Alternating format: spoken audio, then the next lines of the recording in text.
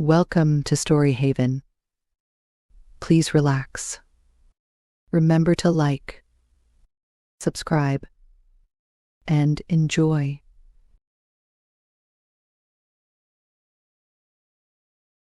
Chapter 1. The Gift Bestowed. Everybody said so. Far be it from me to assert that what everybody says must be true. Everybody is often as likely to be wrong as right. In the general experience, everybody has been wrong so often, and it has taken in most instances such a weary while to find out how wrong, that the authority is proved to be fallible. Everybody may sometimes be right, but that's no rule, as the ghost of Giles Scroggins says in the ballad. The dread word ghost recalls me. Everybody said he looked like a haunted man. The extent of my present claim for everybody is that they were so far right. He did. Who could have seen his hollowed cheek, his sunken, brilliant eye, his black-attired figure indefinably grim, although well-knit and well-proportioned, his grizzled hair hanging like tangled seaweed about his face, as if he had been through his whole life a lonely mark for the chafing and beating of the great deep of humanity, but might have said he looked like a haunted man? Who could have observed his manner, taciturn, thoughtful, gloomy, shadowed by habitual reserve, retiring always and jocund never, with a distraught air of reverting to a bygone place and time, or of listening to some old echoes in his mind, but might have said it was the manner of a haunted man? Who could have heard his voice, slow speaking, deep and grave, with a natural fullness and melody in it which he seemed to set himself against and stop, but might have said it was the voice of a haunted man?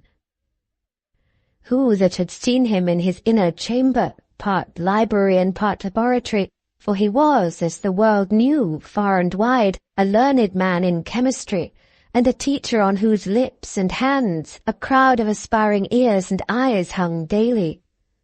Who that had seen him there upon a winter night, alone, surrounded by his drugs and instruments and books, the shadow of his shaded lamp a monstrous beetle on the wall, motionless among a crowd of spectral shapes, raised there by the flickering of the fire upon the quaint objects around him? Some of these phantoms, the reflection of glass vessels that held liquids, trembling at heart, like things that knew his power to uncombine them, and to give back their component parts to fire and vapour.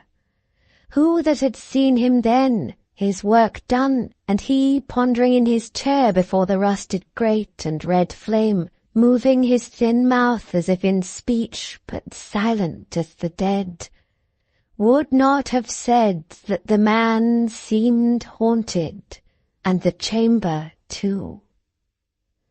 Who might not, by a very easy flight of fancy, have believed that everything about him took this haunted turn, and that he lived on haunted ground?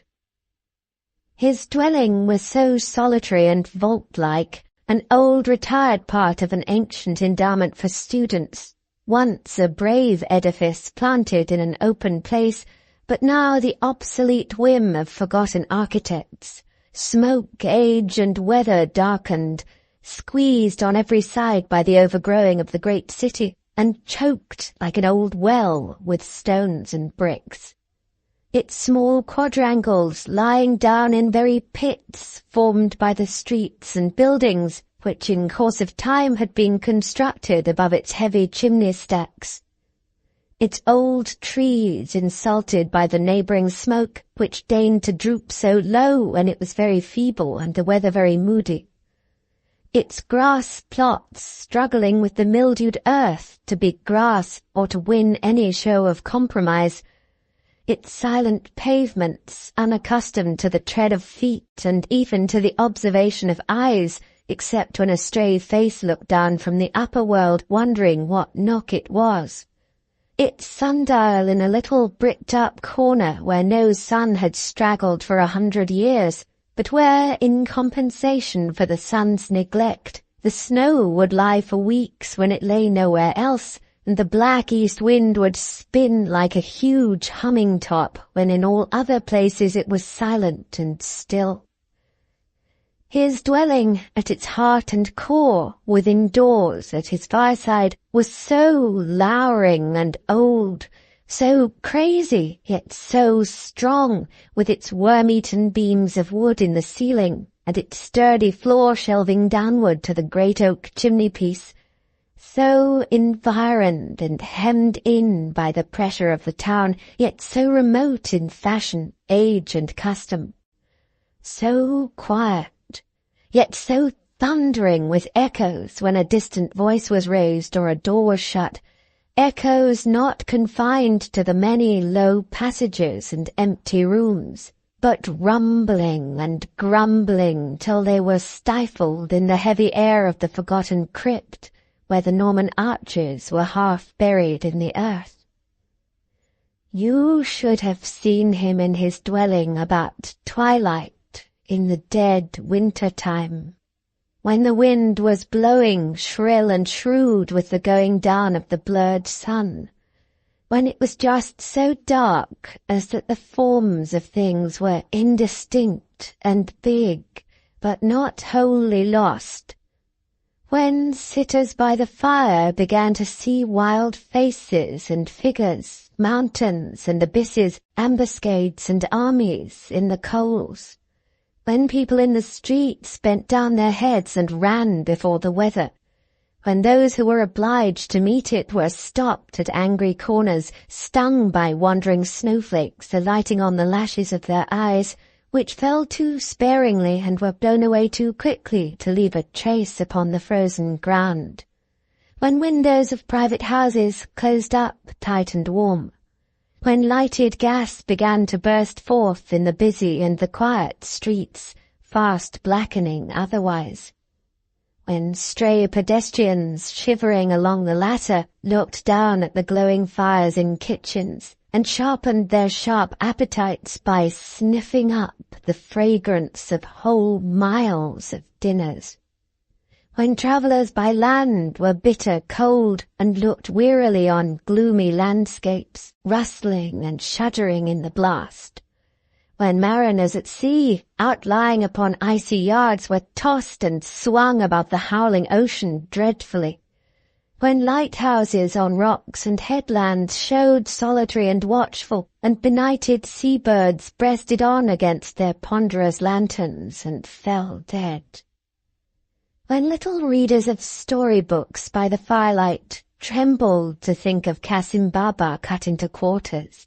hanging in the robber's cave, or had some small misgivings that the fierce little old woman with the crutch, who used to start out of the box in the merchant Abuda's bedroom, might one of these nights be found upon the stairs in the long, cold, dusky journey up to bed, when in rustic places the last glimmering of daylight died away from the ends of avenues, and the trees arching overhead were sullen and black, when in parks and woods the high, wet fern and sodden moss and beds of fallen leaves and trunks of trees were lost to view in masses of impenetrable shade, when mists arose from dike and fen and river, when lights in old halls and in cottage windows were a cheerful sight, when the mill stopped, the wheelwright and the blacksmith shut their workshops, the turnpike gate closed, the plough and harrow were left lonely in the fields, the labourer and team went home, and the striking of the church clock had a deeper sound than at noon, and the churchyard wicket would be swung no more that night, when twilight everywhere released the shadows, prisoned up all day, that now closed in and gathered like mustering swarms of ghosts, when they stood lowering in corners of rooms and frowned out from behind half-opened doors, when they had full possession of unoccupied apartments, when they danced upon the floors and walls and ceilings of inhabited chambers while the fire was low, and withdrew like ebbing waters when it sprung into a blaze, when they fantastically mocked the shapes of household objects, making the nurse an ogress, the rocking horse a monster, the wondering child, half scared and half amused, a stranger to itself, the very tongs upon the hearth a straddling giant with his arms akimbo, evidently smelling the blood of Englishmen and wanting to grind people's bones to make his bread. When these shadows brought into the minds of older people other thoughts and showed them different images, when they stole from their retreats in the likenesses of forms and faces from the past, from the grave, from the deep, deep gulf where the things that might have been and never were are always wandering. When he sat, as already mentioned, gazing at the fire, when as it rose and fell the shadows went and came, when he took no heed of them with his bodily eyes, but let them come or let them go, looked fixedly at the fire, you should have seen him then. When the sounds that had arisen with the shadows and come out of their lurking places at the twilight summons seemed to make a deeper stillness all about him, when the wind was rumbling in the chimney and sometimes crooning, sometimes howling in the house, when the old trees outside were so shaken and beaten that one querulous old rook, unable to sleep, protested now and then in a feeble, dozy, high-up "Ah!" When at intervals the window trembled, the rusty vane upon the turret-top complained, the clock beneath it recorded that another quarter of an hour was gone, or the fire collapsed and fell in with a rattle. When a knock came at his door, in short, as he was sitting so, and roused him. "Who's that?" said he. "Come in." Surely there had been no figure leaning on the back of his chair, no face looking over it. It is certain that no gliding footstep touched the floor as he lifted up his head with a start and spoke. And yet there was no mirror in the room on whose surface his own form could have cast its shadow for a moment, and something had passed darkly and gone. "I'm humbly fearful, sir," said a fresh-coloured, busy man, holding the door open with his foot for the admission of himself and a wooden tray he carried, and letting it go again by very gentle and careful degrees when he and the tray had got in, lest it should close noisily, "that it's a good bit past the time tonight, but Mrs. William has been taken off her legs so often. By the wind, I have heard it rising. By the wind, sir, that it's a mercy she got home at all. Oh dear, yes, it was by the wind, Mr. Redlaw, by the wind." He had by this time put down the tray for dinner, and was employed in lighting the lamp and spreading a cloth on the table. From this employment he desisted in a hurry to stir and feed the fire, and then resumed it. The lamp he had lighted and the blaze that rose under his hand so quickly changing the appearance of the room that it seemed as if the mere coming in of his fresh red face and active manner had made the pleasant alteration. "Mrs. William is of course subject at any time, sir, to be taken off her balance by the elements. She is not formed superior to that." "No," returned Mr. Redlaw good-naturedly, though abruptly. "No, sir, Mrs. William may be taken off her balance by earth, as for example last Sunday week, when sloppy and greasy, and she going out to tea with her newest sister-in-law and having a pride in herself and wishing to appear perfectly spotless, though pedestrian. Mrs. William may be taken off her balance by air, as being once over-persuaded by a friend to try a swing at Peckham Fair, which acted on her constitution instantly like a steamboat. Mrs. William may be taken off her balance by fire, as on a false alarm of engines at her mother's when she went 2 miles in her nightcap. Mrs. William may be taken off her balance by water, as at Battersea when rowed into the piers by her young nephew Charlie Swidger Jr., aged 12, which had no idea of boats whatever. But these are elements. Mrs. William must be taken out of elements for the strength of her character to come into play. As he stopped for a reply, the reply was, "Yes," in the same tone as before. "Yes, sir, oh dear, yes," said Mr. Swidger, still proceeding with his preparations and checking them off as he made them. "That's where it is, sir. That's what I always say myself, sir. Such a many of us Swidgers. Pepper. Why, there's my father, sir, superannuated keeper and custodian of this institution, 87-year-old. He's a Swidger. Spoon." "True, William," was the patient and abstracted answer when he stopped again. "Yes, sir," said Mr. Swidger. "That's what I always say, sir. You may call him the trunk of the tree, Bread. Then you come to his successor, my unworthy self, Salt, and Mrs. William, Swidger's both, Knife and Fork. Then you come to all my brothers and their families, Swidgers, man and woman, boy and girl. Why, what with cousins, uncles, aunts, and relationships of this, that, and t'other degree, and what not degree, and marriages, and lyings in, the Swidgers, tumblers, might take hold of hands and make a ring round England."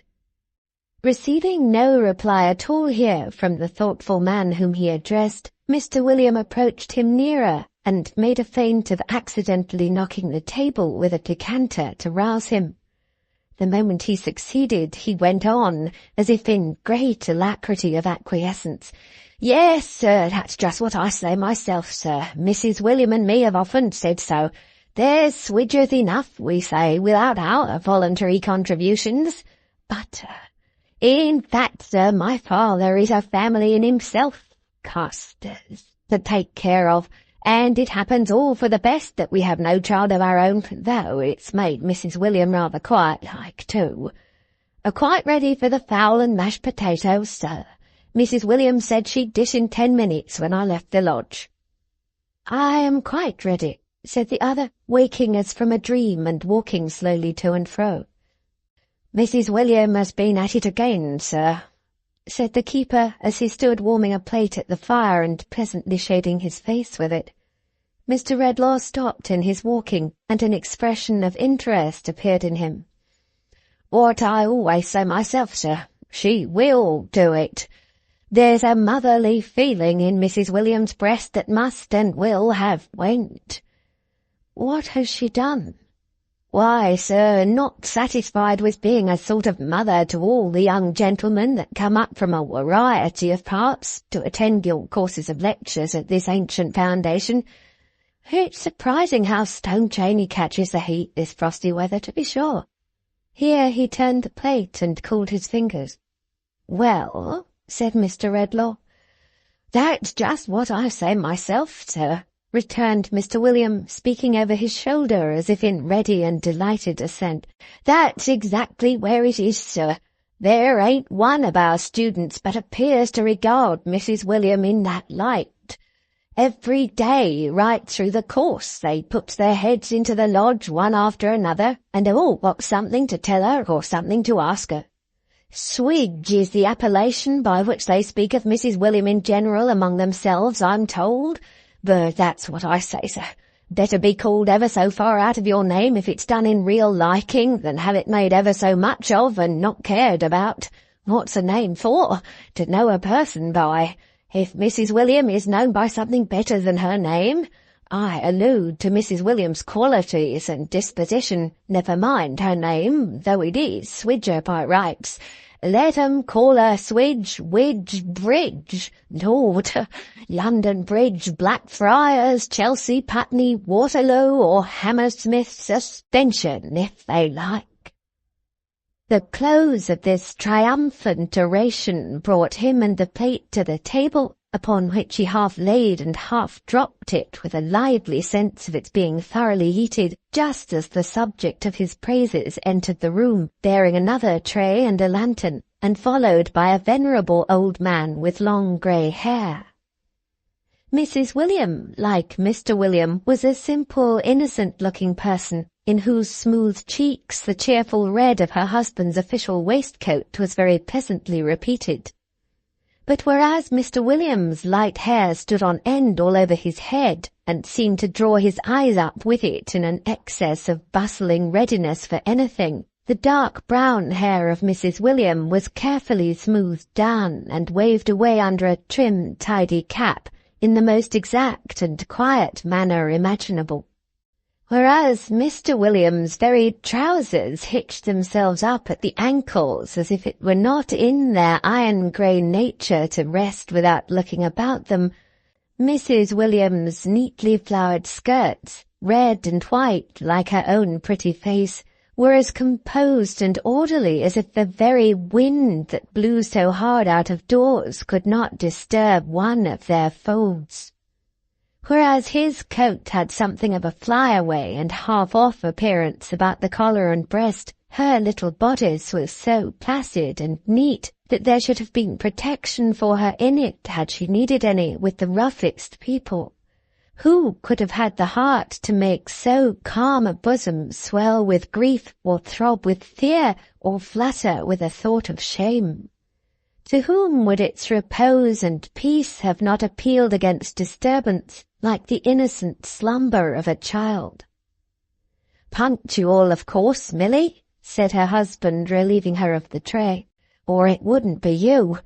Here's Mrs. William, sir." "He looks lonelier than ever tonight," whispering to his wife as he was taking the tray, "and ghostlier altogether." Without any show of hurry or noise, or any show of herself even, she was so calm and quiet, Milly set the dishes she had brought upon the table.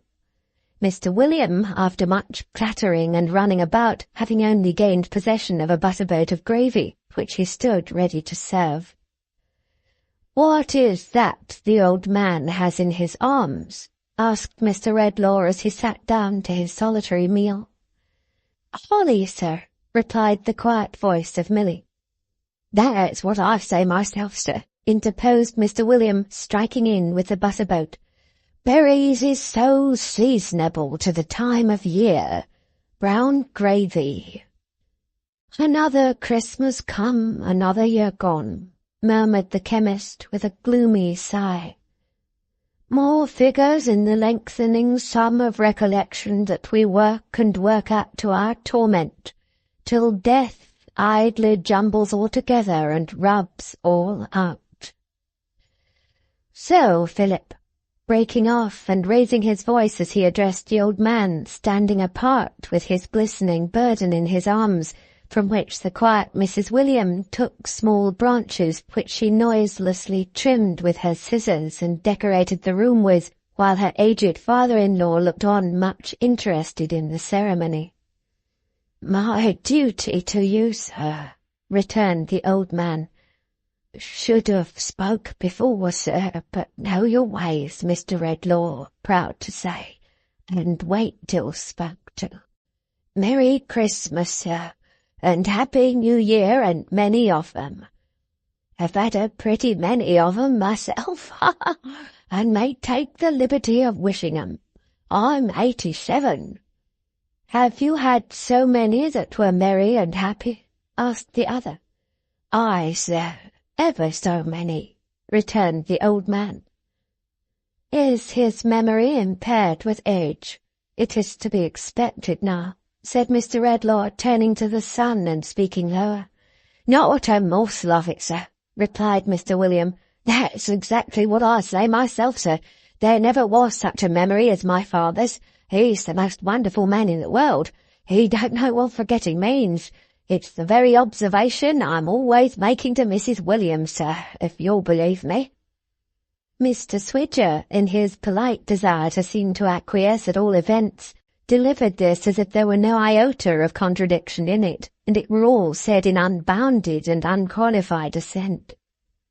The chemist pushed his plate away, and rising from the table, walked across the room to where the old man stood, looking at a little sprig of holly in his hand. "It recalls the time when many of those years were old and new then," he said, observing him attentively and touching him on the shoulder. "Does it?" "Oh, many, many," said Philip, half awaking from his reverie. "I'm 87. "Merry and happy, was it?" asked the chemist in a low voice. "Merry and happy, old man?" "May be as high as that, no higher," said the old man, holding out his hand a little way above the level of his knee and looking retrospectively at his questioner. "When I first remember 'em, cold sunshiny day it was, out a-walking, when someone— it was my mother as sure as you stand there, though I don't know what her blessed face was like, for she took ill and died that Christmas time— told me they were food for birds. The pretty little fellow thought, that's me, you understand, that birds' eyes were so bright, perhaps, because the berries they lived on in the winter were so bright. I recollect that, and I'm 87. "Merry and happy," mused the other, bending his dark eyes upon the stooping figure with a smile of compassion. "Merry and happy, and remember well." "Aye, aye, aye," resumed the old man, catching the last words. "I remember 'em well in my school time, year after year, and all the merry-making that used to come along with them. I was a strong chap then, Mr. Redlaw, and if you'll believe me, hadn't my match at football within 10 mile. Where's my son William? Hadn't my match at football, William, within 10 mile. "That's what I always say, father," returned the son promptly and with great respect. "You are a swidger, if ever there was one of the family." "Dear," said the old man, shaking his head as he again looked at the holly. "His mother, my son William's my youngest son, and I have sat among 'em all, boys and girls, little children and babies, many a year, when the berries like these were not shining off so bright all round us as their bright faces. Many of 'em are gone. She's gone. And my son George, our eldest, who was her pride more than all the rest, is fallen very low. But I can see them when I look here, alive and healthy as they used to be in those days. And I can see him, thank God, in his innocence. It's a blessed thing to me at 87. The keen look that had been fixed upon him with so much earnestness had gradually sought the ground. "When my circumstances got to be not so good as formerly through not being honestly dealt by, and I first come here to be custodian," said the old man, "which was upwards of 50 years ago. Where's my son William? More than half a century ago, William." "That's what I say, father," replied the son as promptly and dutifully as before. "That's exactly where it is. 2 times 0's and 0, and twice 5 10, and there's 100 of 'em. "It was quite a pleasure to know that one of our founders, or more correctly speaking," said the old man with a great glory in his subject and his knowledge of it, "one of the learned gentlemen that helped endow us in Queen Elizabeth's time, for we were founded afore her day, left in his will, among the other bequests he made us, so much to buy holly for garnishing the walls and windows come Christmas. There was something homely and friendly in it. Being but strange here then, and coming at Christmas time, We took a liking for his very picture that hangs in what used to be, anciently, afore our 10 poor gentlemen commuted for an annual stipend in money, our great dinner hall. A sedate gentleman in a peaked beard with a ruff round his neck and a scroll below him in old English letters, Lord, keep my memory green. You know all about him, Mr. Redlaw. I know the portrait hangs there, Philip. Yes, sure, it's the second on the right above the panelling. I was going to say, he has helped to keep my memory green. I thank him for going round the building every year as I'm a-doing now and freshening up the bare rooms with these branches and berries, freshens up my bare old brain. One year brings back another, and that year another, and those others numbers. At last it seems to me as if the birth time of our Lord was the birth time of all I have ever had affection for, or mourned for, or delighted in. And there are pretty many, for I'm 87. Merry and happy, murmured Redlaw to himself. The room began to darken strangely.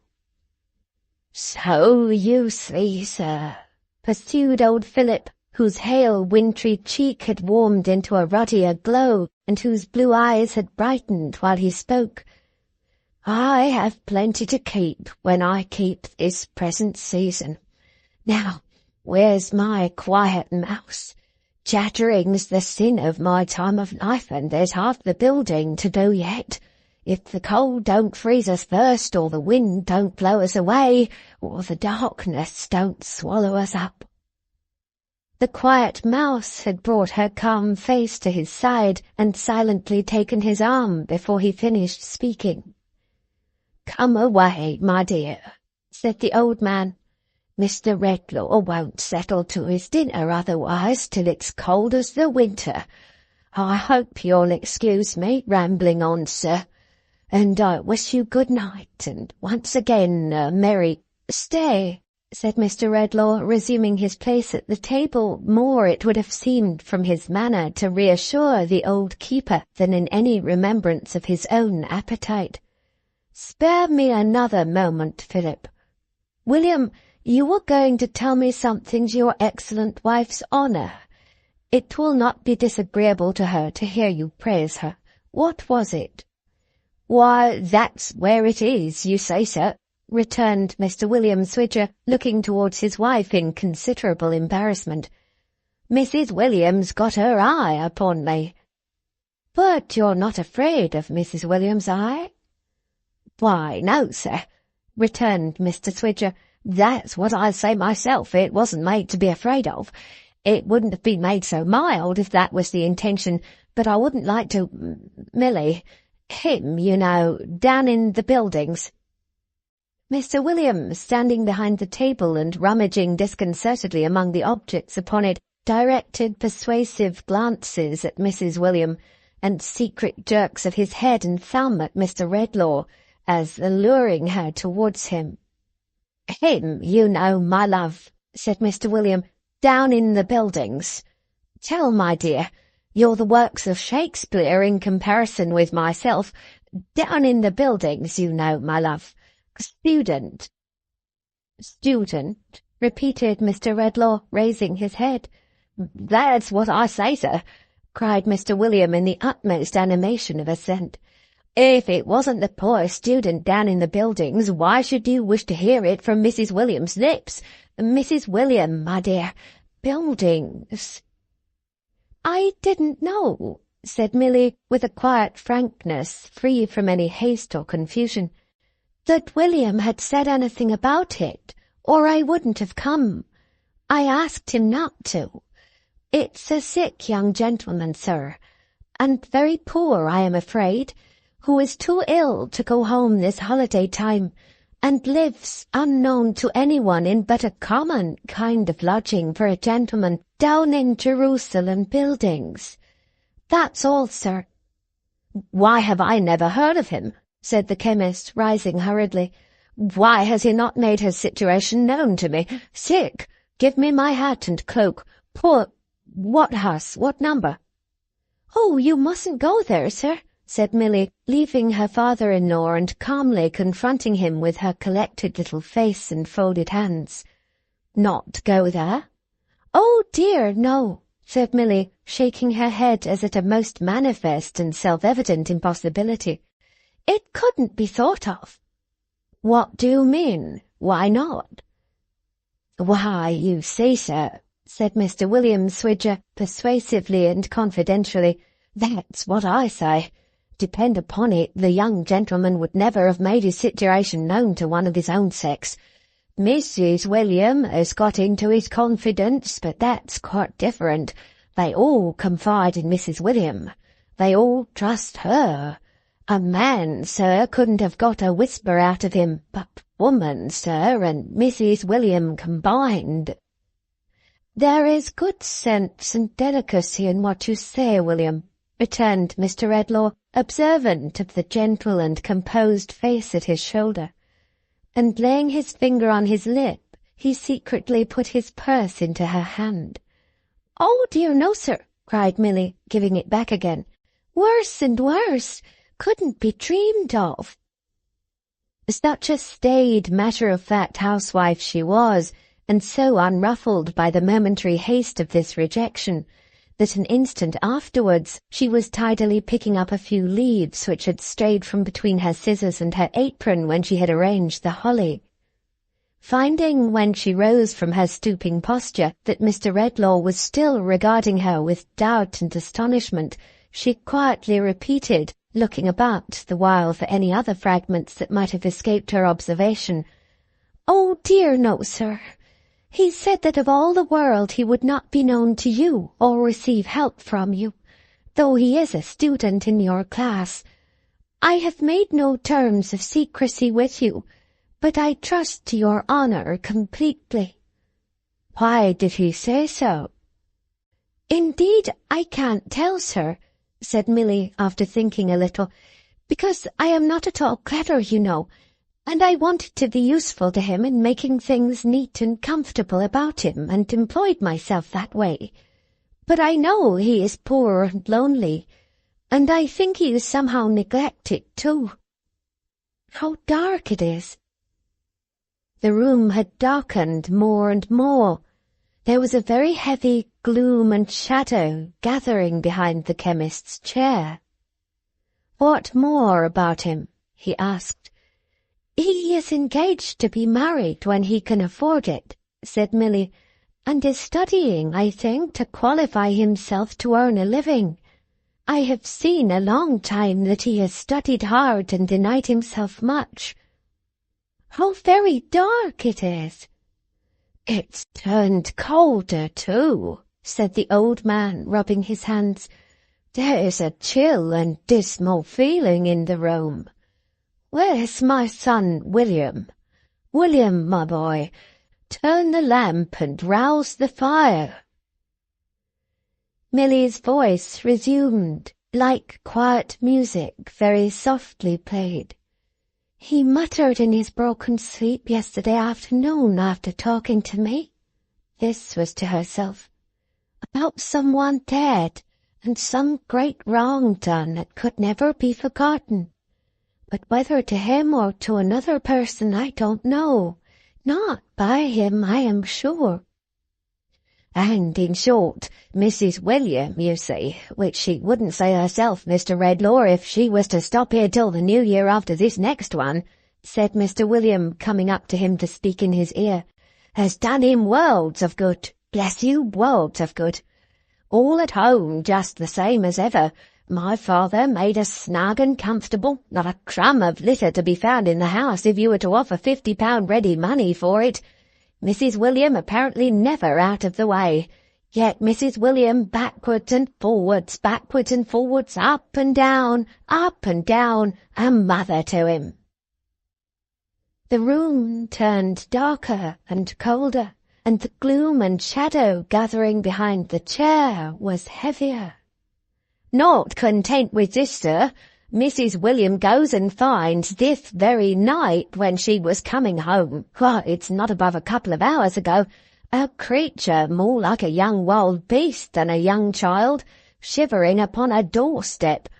What does Mrs. William do but brings it home to dry it and feed it, and keep it till our old bounty of food and flannel is given away on Christmas morning. If it ever felt a fire before, it's as much as ever it did, for it's sitting in the old lodge chimney staring at ours as if its ravenous eyes would never shut again. It's sitting there at least, said Mr. William, correcting himself on reflection, unless it's bolted. Heaven keep her happy, said the chemist aloud, and you too, Philip, and you, William. I must consider what to do in this. I may desire to see this student. I'll not detain you longer now. Good night. I thank ye, sir, I thank ye, said the old man, for Mouse and for my son William and for myself. Where's my son William? William, you take the lantern and go on first, through them long dark passages as you did last year and the year afore. Ha, ha, ha, I remember, though I'm 87. Lord, keep my memory green. It's a very good prayer, Mr. Redlaw, that of the learned gentleman in the peat beard with a ruff round his neck. Hangs up second on the right above the panelling, in what used to be, for our 10 poor gentlemen commuted, our great dinner hall. Lord, keep my memory green. It's very good and pious, sir. Amen. Amen. As they passed out and shut the heavy door, which, however carefully withheld, fired a long train of thundering reverberations when it shut at last, the room turned darker. As he fell a-musing in his chair alone, the healthy holly withered on the wall and dropped dead branches. As the gloom and shadow thickened behind him in that place where it had been gathering so darkly, it took by slow degrees, or out of it there came, by some unreal, unsubstantial process not to be traced by any human sense, an awful likeness of himself. Ghastly and cold, colourless in its leaden face and hands, but with his features and his bright eyes and his grizzled hair, and dressed in the gloomy shadow of his dress, it came into his terrible appearance of existence, motionless, without a sound. As he leaned his arm upon the elbow of his chair, ruminating before the fire, it leaned upon the chair-back, close above him, with its appalling copy of his face looking where his face looked, and bearing the expression his face bore. This, then, was the something that had passed and gone already. This was the dread companion of the haunted man. It took, for some moments, no more apparent heed of him than he of it. The Christmas waits were playing somewhere in the distance, and through his thoughtfulness he seemed to listen to the music. It seemed to listen too. At length he spoke, without moving or lifting up his face. "Here again," he said. "Here again," replied the phantom. "I see you in the fire," said the haunted man. "I hear you in music, in the wind, in the dead stillness of the night." The phantom moved its head, assenting. "Why do you come to haunt me thus?" "I come as I am called," replied the ghost. "No, unbidden," exclaimed the chemist. "Unbidden be it," said the spectre. "It is enough. I am here." Hitherto the light of the fire had shone on the two faces, if the dread lineaments behind the chair might be called a face, both addressed towards it as at first, and neither looking at the other. But now the haunted man turned suddenly and stared upon the ghost. The ghost, as sudden in its motion, passed to before the chair and stared on him. The living man and the animated image of himself dead might so have looked, the one upon the other, an awful survey in a lonely and remote part of an empty old pile of building on a winter night, with the loud wind going by upon its journey of mystery, whence or whither no man knowing since the world began, and the stars in unimaginable millions glittering through it from eternal space, where the world's bulk is as a grain, and its hoary age is infancy. "Look upon me," said the spectre. "I am he, neglected in my youth and miserably poor, who strove and suffered, and still strove and suffered, until I hewed out knowledge from the mine where it was buried, and made rugged steps thereof for my worn feet to rest and rise on." "I am that man," returned the chemist. "No mother's self-denying love," pursued the phantom, "no father's counsel aided me. A stranger came into my father's place when I was but a child, and I was easily an alien from my mother's heart.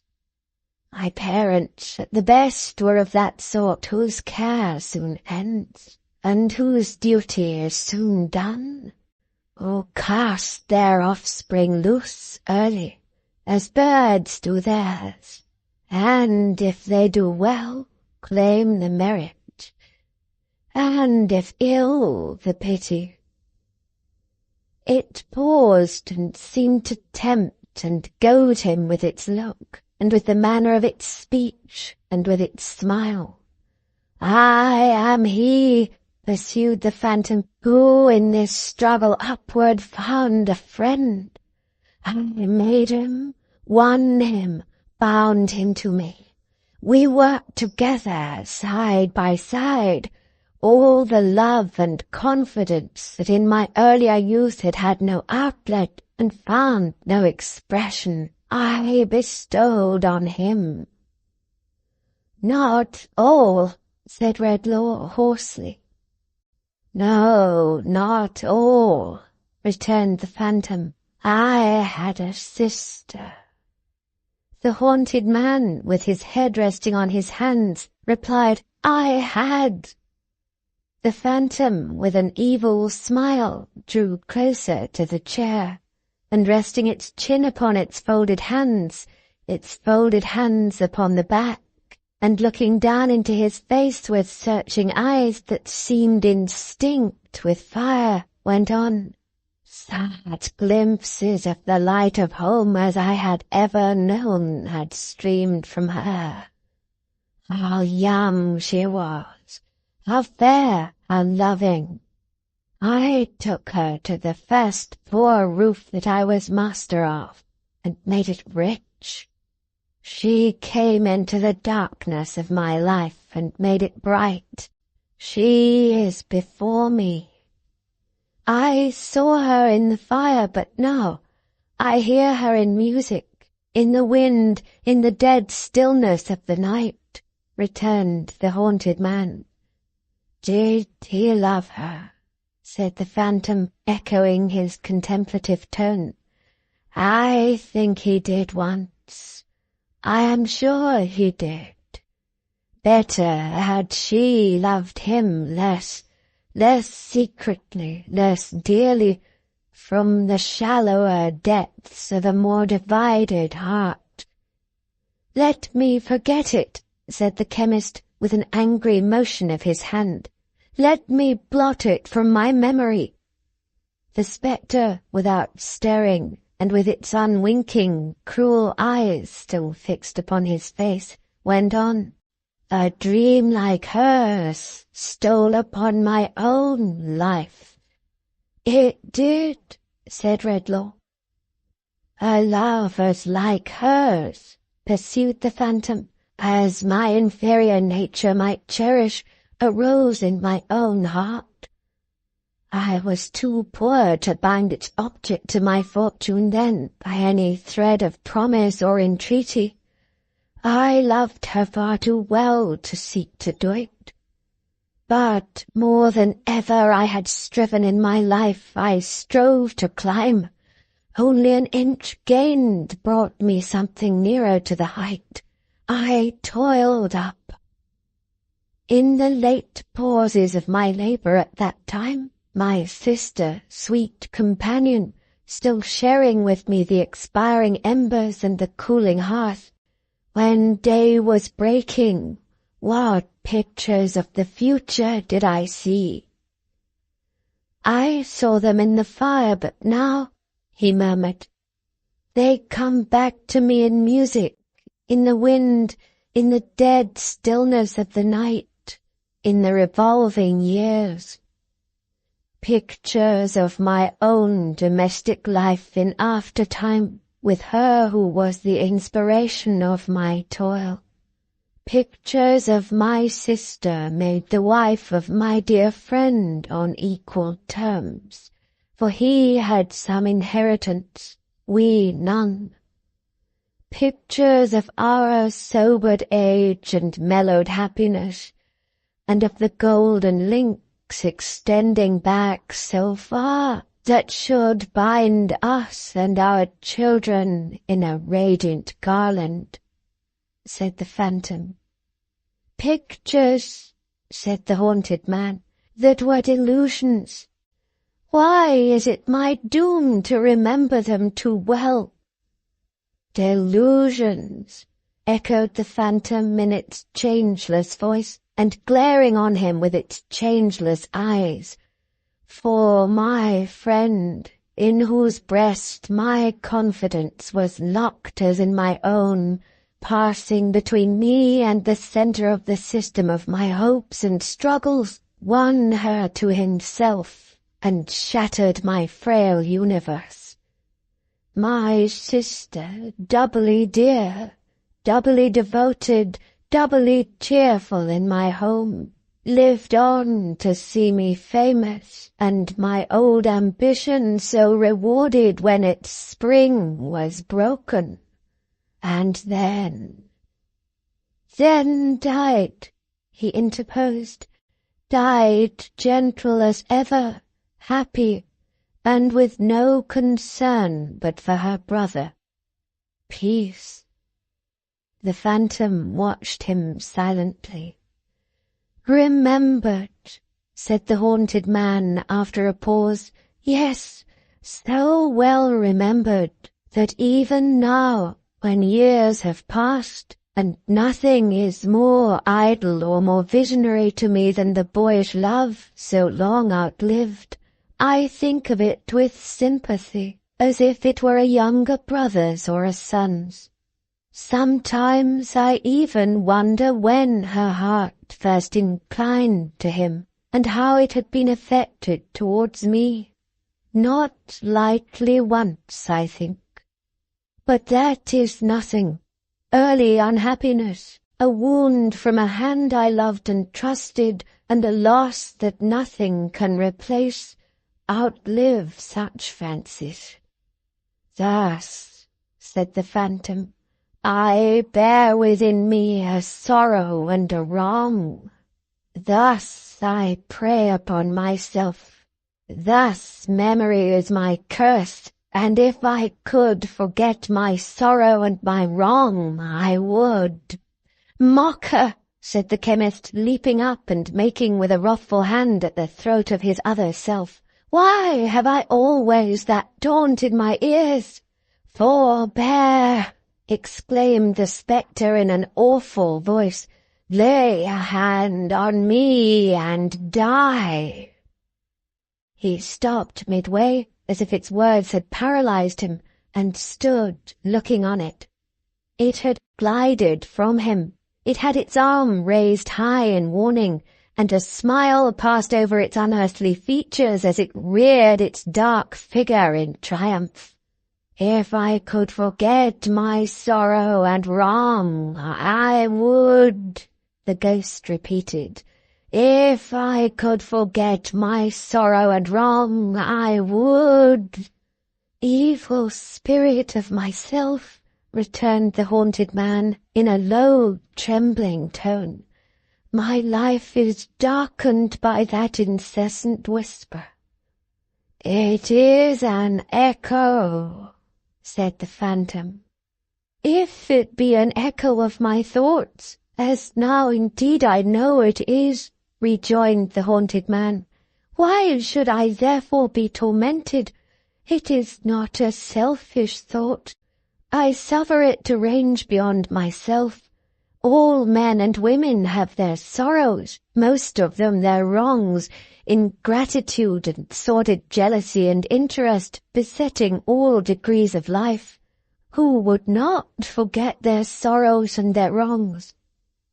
Who would not, truly, and be the happier and better for it?" said the phantom. "These revolutions of years which we commemorate," proceeded Redlaw, "what do they recall? Are there any minds in which they do not reawaken some sorrow or some trouble? What is the remembrance of the old man who was here tonight? A tissue of sorrow and trouble." "But common natures," said the phantom with its evil smile upon its glassy face, "unenlightened minds and ordinary spirits do not feel or reason on these things like men of higher cultivation and profounder thought." "Tempter," answered Redlaw, "whose hollow look and voice I dread more than words can express, and from whom some dim foreshadowing of greater fear is stealing over me while I speak, I hear again an echo of my own mind." "Receive it as a proof that I am powerful," returned the ghost. "Hear what I offer. Forget the sorrow, wrong, and trouble you have known." "Forget them," he repeated.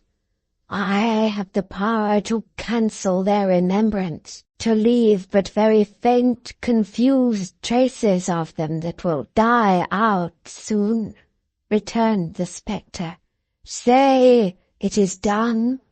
"Stay!" cried the haunted man, arresting by a terrified gesture the uplifted hand. "I tremble with distrust and doubt of you, and the dim fear you cast upon me deepens into a nameless horror I can hardly bear. I would not deprive myself of any kindly recollection, or any sympathy that is good for me or others. What shall I lose if I assent to this? What else will pass from my remembrance? No knowledge, no result of study, nothing but the intertwisted chain of feelings and associations, each in its turn dependent on and nourished by the banished recollections. Those will go." "Are they so many?" said the haunted man, reflecting in alarm. "They have been wont to show themselves in the fire, in music, in the wind, in the dead stillness of the night, in the revolving years," returned the phantom scornfully. "In nothing else?" The phantom held its peace, but having stood before him silent for a little while, it moved towards the fire, then stopped. "Decide," it said, "before the opportunity is lost."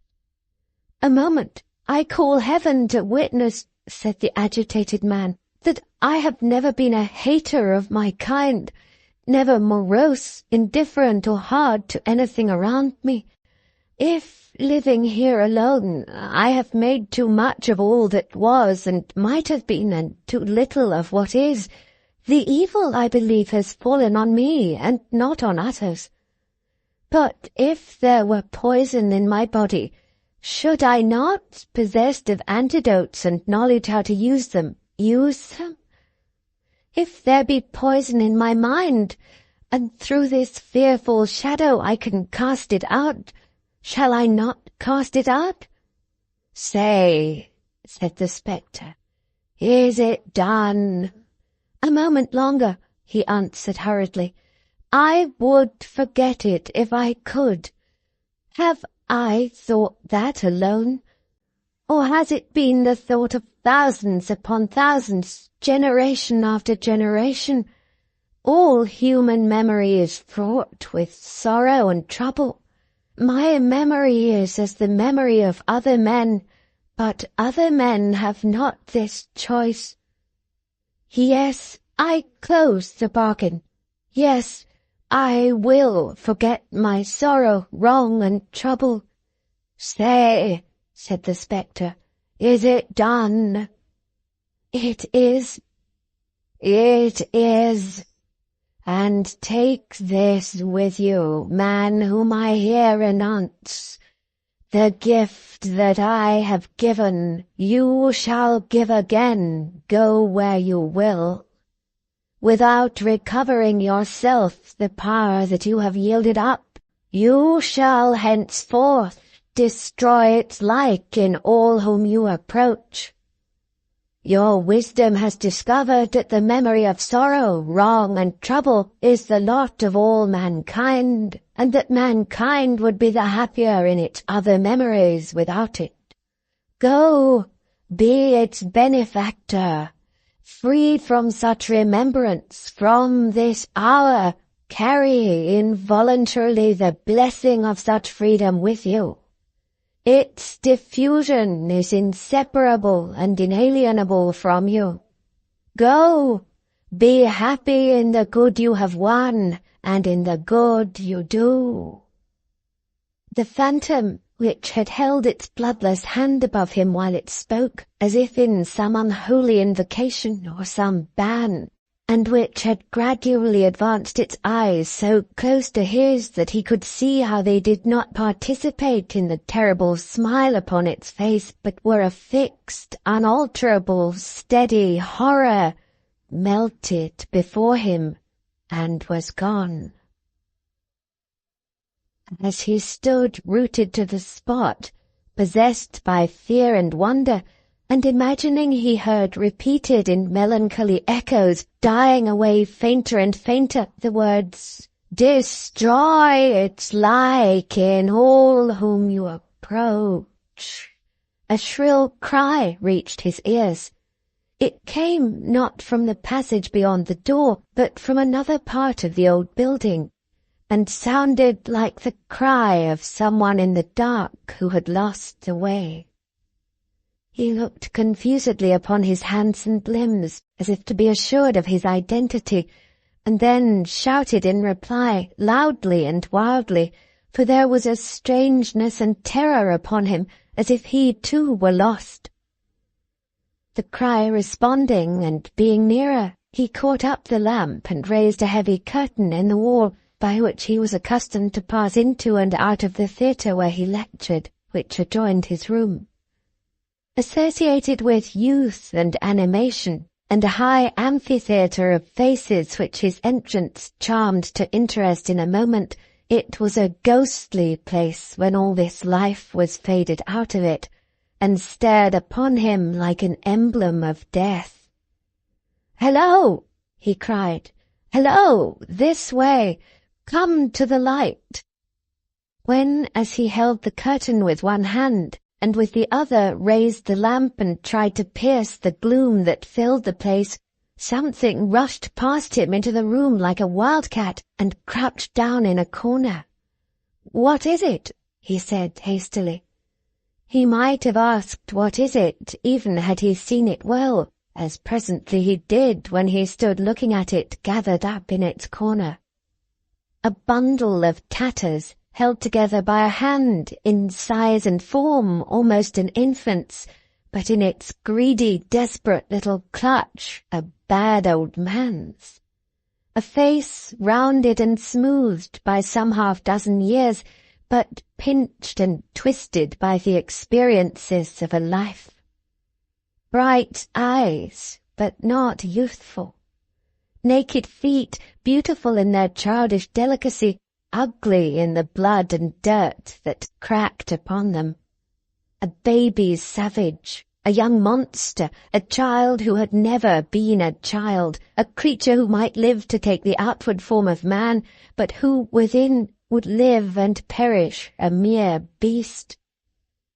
Used already to be worried and hunted like a beast, the boy crouched down as he was looked at, and looked back again, and interposed his arm to ward off the expected blow.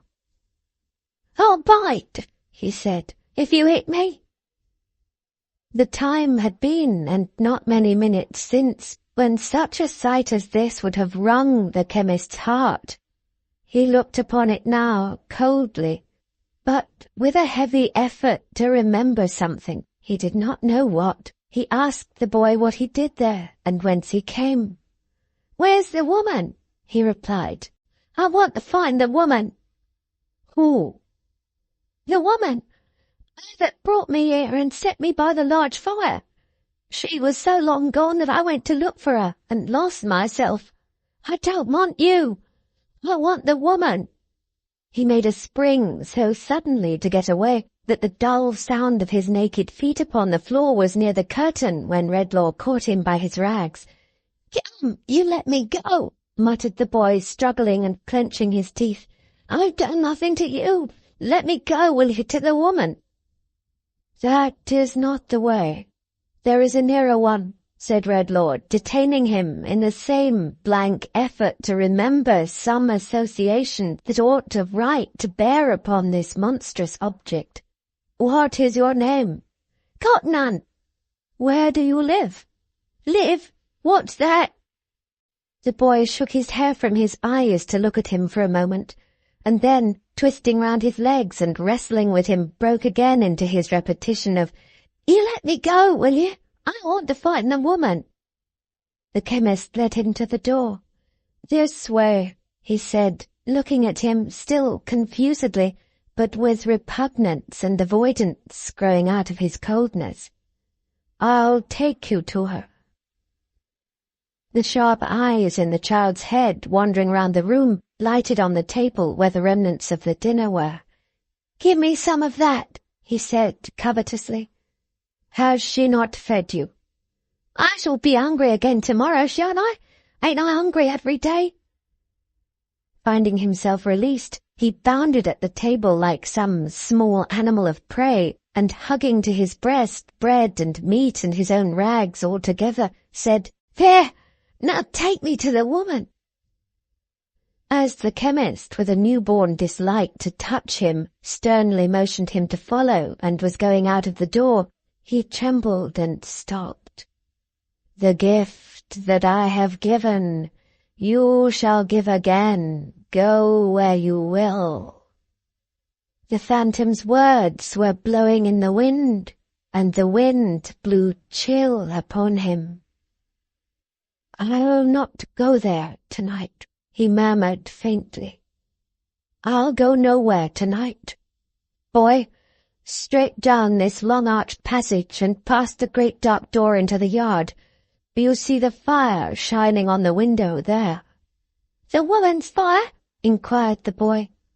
He nodded, and the naked feet had sprung away. He came back with his lamp, locked his door hastily, and sat down in his chair, covering his face like one who was frightened at himself. For now he was indeed alone. Alone, alone. Chapter 2. The Gift Diffused. A small man sat in a small parlour partitioned off from a small shop by a small screen pasted all over with small scraps of newspapers. In company with the small man was almost any amount of small children you may please to name, at least it seemed so. They made, in that very limited sphere of action, such an imposing effect in point of numbers.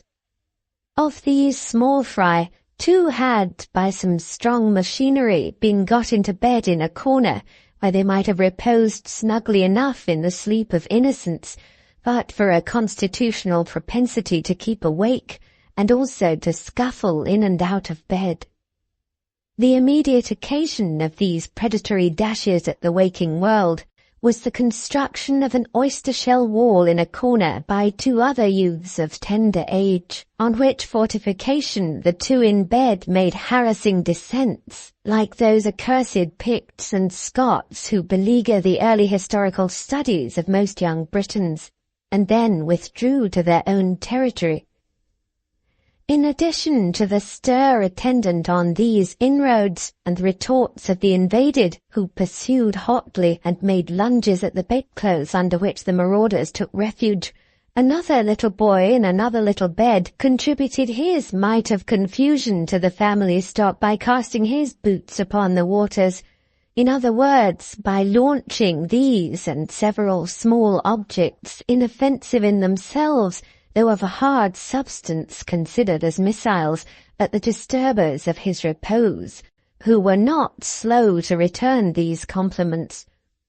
Besides which, another little boy, the biggest there but still little, was tottering to and fro, bent on one side, and considerably affected in his knees by the weight of a large baby, which he was supposed, by a fiction that obtains sometimes in sanguine families, to be hushing to sleep. But oh, the inexhaustible regions of contemplation and watchfulness into which this baby's eyes were then only beginning to compose themselves to stare over his unconscious shoulder. It was a very Moloch of a baby, on whose insatiate altar the whole existence of this particular young brother was offered up a daily sacrifice. Its personality may be said to have consisted in its never being quiet in any one place for 5 consecutive minutes, and never going to sleep when required. Tetterby's baby was as well known in the neighbourhood as the postman or the potboy. It roved from doorstep to doorstep in the arms of little Johnny Tetterby, and lagged heavily at the rear of troops of juveniles who followed the tumblers or the monkey, and came up all on one side, a little too late for everything that was attractive, from Monday morning until Saturday night. Wherever childhood congregated to play, there was little Moloch, making Johnny fag and toil. Wherever Johnny desired to stay, little Moloch became fractious and would not remain. Whenever Johnny wanted to go out, Moloch was asleep and must be watched. Whenever Johnny wanted to stay at home, Moloch was awake and must be taken out. Yet Johnny was verily persuaded that it was a faultless baby, without its peer in the realm of England, and was quite content to catch meek glimpses of things in general from behind its skirts or over its limp flapping bonnet, and to go staggering about with it like a very little porter with a very large parcel which was not directed to anybody and could never be delivered anywhere. The small man who sat in the small parlour making fruitless attempts to read his newspaper peaceably in the midst of this disturbance was the father of the family, and the chief of the firm described in the inscription over the little shop front by the name and title of A. Tetterby & Co., newsmen. Indeed, strictly speaking, he was the only personage answering to that designation, as Co. was a mere poetical abstraction, altogether baseless and impersonal. Tetterby's was the corner shop in Jerusalem Buildings. There was a good show of literature in the window, chiefly consisting of picture newspapers out of date, and serial pirates and footpads. Walking sticks likewise and marbles were included in the stock in trade. It had once extended into the light confectionery line, but it would seem that those elegancies of life were not in demand about Jerusalem Buildings, for nothing connected with that branch of commerce remained in the window, except a sort of small glass lantern containing a languishing mass of bullseyes, which had melted in the summer and congealed in the winter until all hope of ever getting them out, or of eating them without eating the lantern too, was gone for ever. Tetterby's had tried its hand at several things. It had once made a feeble little dart at the toy business, for in another lantern there was a heap of minute wax dolls, all sticking together upside down in the direst confusion, with their feet on one another's heads and a precipitate of broken arms and legs at the bottom. It had made a move in the millinery direction, which a few dry, wiry bonnet shapes remained in a corner of the window to attest. It had fancied that a living might lie hidden in the tobacco trade, and had stuck up a representation of a native of each of the 3 integral portions of the British Empire in the act of consuming that fragrant weed, with a poetic legend attached, importing that in one cause they sat and joked, one chewed tobacco, one took snuff, one smoked. But nothing seemed to have come of it except flies. Time had been when it had put a forlorn trust in imitative jewellery, for in one pane of glass there was a card of cheap seals, and another of pencil cases, and a mysterious black amulet of inscrutable intention, labelled 9pence. But to that hour, Jerusalem Buildings had bought none of them. In short, Tetterby's had tried so hard to get a livelihood out of Jerusalem Buildings in one way or other, and appeared to have done so indifferently in all, that the best position in the firm was too evidently Coe's. Coe, as a bodiless creation, being untroubled with the vulgar inconveniences of hunger and thirst, being chargeable neither to the poor's rates nor the assessed taxes, and having no young family to provide for.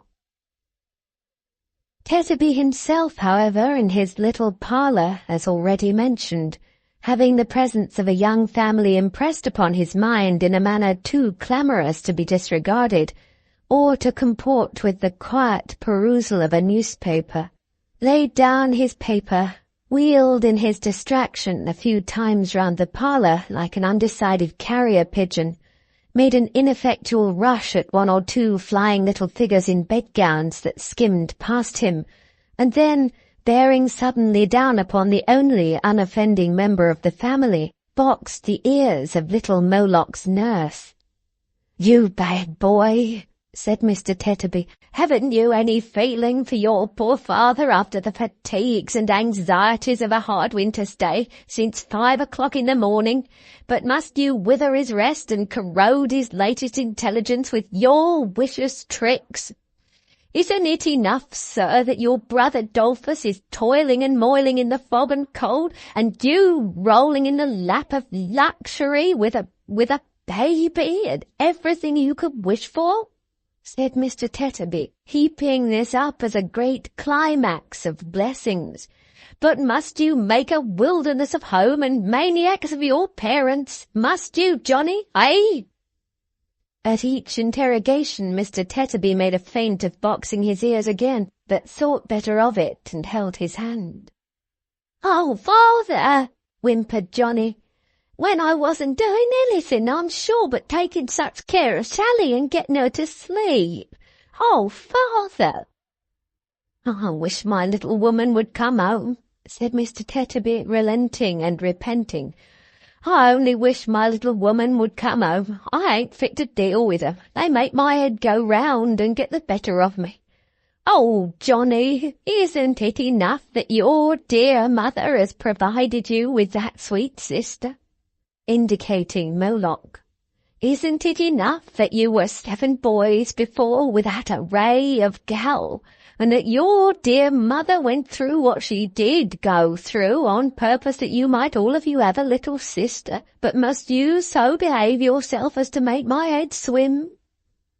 Softening more and more as his own tender feelings and those of his injured son were worked on, Mr. Tetterby concluded by embracing him, and immediately breaking away to catch one of the real delinquents.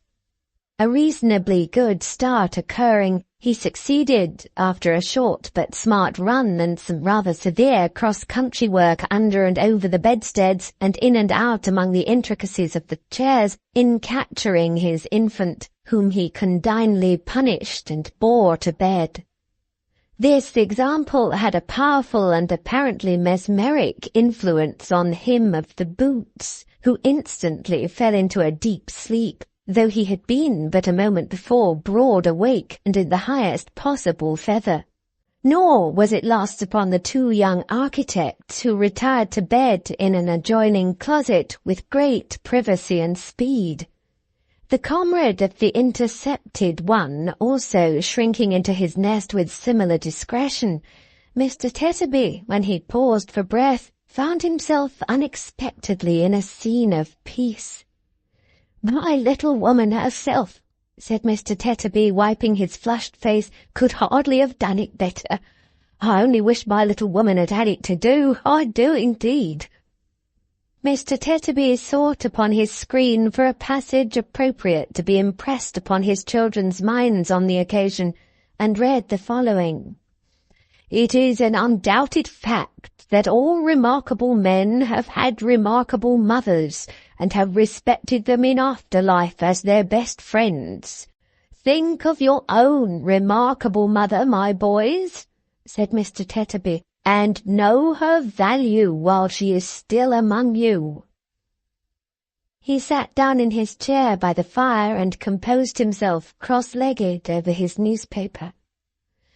"Let anybody, I don't care who it is, get out of bed again," said Tetterby as a general proclamation delivered in a very soft-hearted manner, "and astonishment will be the portion of that respected contemporary," which expression Mr. Tetterby selected from his screen. "Johnny, my child, take care of your only sister Sally, for she's the brightest gem that ever sparkled on your early brow." Johnny sat down on a little stool and devotedly crushed himself beneath the weight of Moloch. "Ah, what a gift that baby is to you, Johnny," said his father, "and how thankful you ought to be. It is not generally known, Johnny," he was now referring to the screen again, "but it is a fact ascertained by accurate calculations that the following immense percentage of babies never attain to 2 years old. That is to say—" "Oh, don't, father, please," cried Johnny. "I can't bear it when I think of Sally." Mr. Tetterby desisting, Johnny, with a profounder sense of his trust, wiped his eyes and hushed his sister. "Your brother Dolphus," said his father, poking the fire, "is late tonight, Johnny, and will come home like a lump of ice. What's got your precious mother?"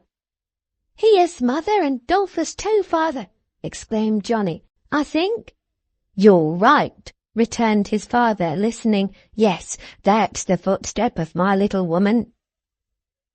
The process of induction by which Mr. Tetterby had come to the conclusion that his wife was a little woman was his own secret. She would have made 2 editions of himself very easily. Considered as an individual, she was rather remarkable for being robust and portly, but considered with reference to her husband, her dimensions became magnificent. Nor did they assume a less imposing proportion when studied with reference to the size of her 7 sons, who were but diminutive. In the case of Sally, however, Mrs. Tetterby had asserted herself at last, as nobody knew better than the victim Johnny, who weighed and measured that exacting idol every hour in the day.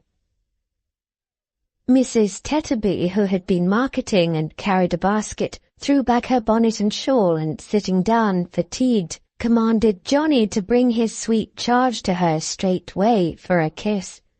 Johnny, having complied and gone back to his stool and again crushed himself, Master Adolphus Tetterby, who had by this time unwound his torso out of a prismatic comforter, apparently interminable, requested the same favour. Johnny, having again complied and again gone back to his stool and again crushed himself, Mr. Tetterby, struck by a sudden thought, preferred the same claim on his own parental part. The satisfaction of this third desire completely exhausted the sacrifice, who had hardly breath enough left to get back to his stool, crush himself again, and pant at his relations. "Whatever you do, Johnny," said Mrs. Tetterby, shaking her head, "take care of her, or never look your mother in the face again." "Nor your brother," said Adolphus. "Nor your father, Johnny," added Mr. Tetterby. Johnny, much affected by this conditional renunciation of him, looked down at Moloch's eyes to see that they were all right so far, and skilfully patted her back, which was uppermost, and rocked her with his foot. "Are you wet, Adolphus, my boy?" said his father. "Come and take my chair and dry yourself." "No, father, thank'ee," said Adolphus, smoothing himself down with his hands. "I ain't very wet, I don't think. Does my face shine much, father?" "Well, it does look waxy, my boy," returned Mr. Tetterby. "It's the weather, father," said Adolphus, polishing his cheeks on the worn sleeve of his jacket. "What with rain and sleet and wind and snow and fog, my face gets quite brought out into a rash sometimes, and shines it does, don't it though?" Master Adolphus was also in the newspaper line of life, being employed by a more thriving firm than his father and co. to vend newspapers at a railway station, where his chubby little person, like a shabbily disguised Cupid, and his shrill little voice, he was not much more than 10 years old, were as well known as the hoarse panting of the locomotives running in and out. His juvenility might have been at some loss for a harmless outlet in this early application to traffic, but for a fortunate discovery he made of a means of entertaining himself, and of dividing the long day into stages of interest without neglecting business. This ingenious invention, remarkable like many great discoveries for its simplicity, consisted in varying the first vowel in the word paper, and substituting in its stead at different periods of the day all the other vowels in grammatical succession. Thus, before daylight in the winter-time he went to and fro in his little oilskin cap and cape and his big comforter, piercing the heavy air with his cry of "Morning paper," which about an hour before noon changed to "Morning paper," which about 2 changed to "Morning paper," which in a couple of hours changed to "Morning papa," and so declined with the sun into "Evening papa," to the great relief and comfort of this young gentleman's spirits. Mrs. Tetterby, his lady mother, who had been sitting with her bonnet and shawl thrown back as aforesaid, thoughtfully turning her wedding ring round and round upon her finger, now rose, and divesting herself of her out-of-door attire, began to lay the cloth for supper. "Oh, dear me, dear me, dear me," said Mrs. Tetterby. "That's the way the world goes." "Which is the way the world goes, my dear?" asked Mr. Tetterby, looking round. "Oh, nothing," said Mrs. Tetterby. Mr. Tetterby elevated his eyebrows, folded his newspaper afresh, and carried his eyes up it and down it and across it, but was wandering in his attention and not reading it. Mrs. Tetterby at the same time laid the cloth, but rather as if she were punishing the table than preparing the family's supper, hitting it unnecessarily hard with the knives and forks, slapping it with the plates, dinting it with the salt-cellar, and coming heavily down upon it with the loaf. "Ah, dear me, dear me, dear me," said Mrs. Tetterby. "That's the way the world goes." "My duck," returned her husband, looking round again, "you said that before. Which is the way the world goes?" "Oh, nothing," said Mrs. Tetterby. "Sophia," remonstrated her husband, "you said that before, too." "Well, I'll say it again if you like," returned Mrs. Tetterby. "Oh, nothing. There. And again if you like. Oh, nothing. There.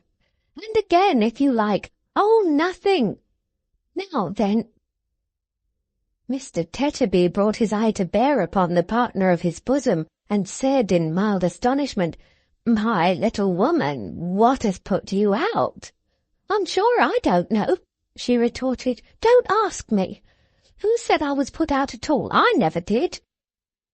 Mr. Tetterby gave up the perusal of his newspaper as a bad job, and taking a slow walk across the room with his hands behind him and his shoulders raised, his gait according perfectly with the resignation of his manner, addressed himself to his 2 eldest offspring.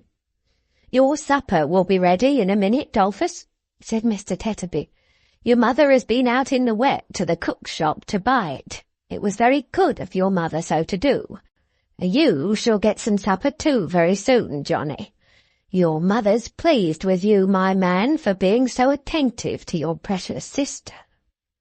Mrs. Tetterby, without any remark, but with a decided subsidence of her animosity towards the table, finished her preparations, and took from her ample basket a substantial slab of hot peas pudding wrapped in paper, and a basin covered with a saucer, which on being uncovered sent forth an odour so agreeable that the 3 pair of eyes in the 2 beds opened wide and fixed themselves upon the banquet. Mr. Tetterby, without regarding this tacit invitation to be seated, stood repeating slowly, "Yes, yes, your supper will be ready in a minute, Dolphus.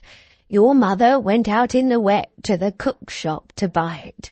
It was very good of your mother so to do," until Mrs. Tetterby, who had been exhibiting sundry tokens of contrition behind him, caught him round the neck and wept. "Oh, Dolphus," said Mrs. Tetterby, "how could I go and behave so?" This reconciliation affected Adolphus the younger and Johnny to that degree that they both as with one accord raised a dismal cry, which had the effect of immediately shutting up the round eyes in the beds and utterly routing the 2 remaining little Tetterbys, just then stealing in from the adjoining closet to see what was going on in the eating way. "I am sure, Dolphus," sobbed Mrs. Tetterby, "coming home I had no more idea than the child unborn." Mr. Tetterby seemed to dislike this figure of speech, and observed, "Say than the baby, my dear." "Had no more idea than the baby," said Mrs. Tetterby. "Johnny, don't look at me, but look at her, or she'll fall out of your lap and be killed, and then you'll die in agonies of a broken heart, and serve you right. No more idea I hadn't than that darling of being cross when I came home. But somehow, Dolphus—" Mrs. Tetterby paused, and again turned her wedding ring round and round upon her finger. "I see," said Mr. Tetterby. "I understand. My little woman was put out. Hard times and hard weather and hard work make it trying now and then. I see, bless your soul. No wonder. Dolph, my man," continued Mr. Tetterby, exploring the basin with a fork, "here's your mother been and bought at the cook shop, besides peas pudding, a whole knuckle of a lovely roast leg of pork, with lots of crackling left upon it, and with seasoning, gravy, and mustard quite unlimited. Hand in your plate, my boy, and begin while it's simmering." Master Adolphus, needing no second summons, received his portion with eyes rendered moist by appetite, and withdrawing to his particular stool, fell upon his supper tooth and nail. Johnny was not forgotten, but received his rations on bread, lest he should, in a flush of gravy, trickle any on the baby. He was required for similar reasons to keep his pudding, when not on active service, in his pocket. There might have been more pork on the knuckle-bone, which Knucklebone the carver at the cook-shop had assuredly not forgotten in carving for previous customers. But there was no stint of seasoning, and that is an accessory dreamily suggesting pork and pleasantly cheating the sense of taste. The peas pudding, too, the gravy and mustard, like the Eastern rose in respect of the nightingale, if they were not absolutely pork, had lived near it. So upon the whole there was the flavour of a middle-sized pig. It was irresistible to the Tetterbys in bed, who, though professing to slumber peacefully, crawled out when unseen by their parents, and silently appealed to their brothers for any gastronomic token of fraternal affection. They, not hard of heart, presenting scraps in return, it resulted that a party of light skirmishers in nightgowns were careering about the parlour all through supper, which harassed Mr. Tetterby exceedingly, and once or twice imposed upon him the necessity of a charge, before which these guerrilla troops retired in all directions and in great confusion. Mrs. Tetterby did not enjoy her supper. There seemed to be something on Mrs. Tetterby's mind. At one time she laughed without reason, and at another time she cried without reason, and at last she laughed and cried together in a manner so very unreasonable that her husband was confounded. "My little woman," said Mr. Tetterby, "if the world goes that way, it appears to go the wrong way, and to choke you." "Give me a drop of water," said Mrs. Tetterby, struggling with herself. "Don't speak to me for the present, or take any notice of me. Don't do it."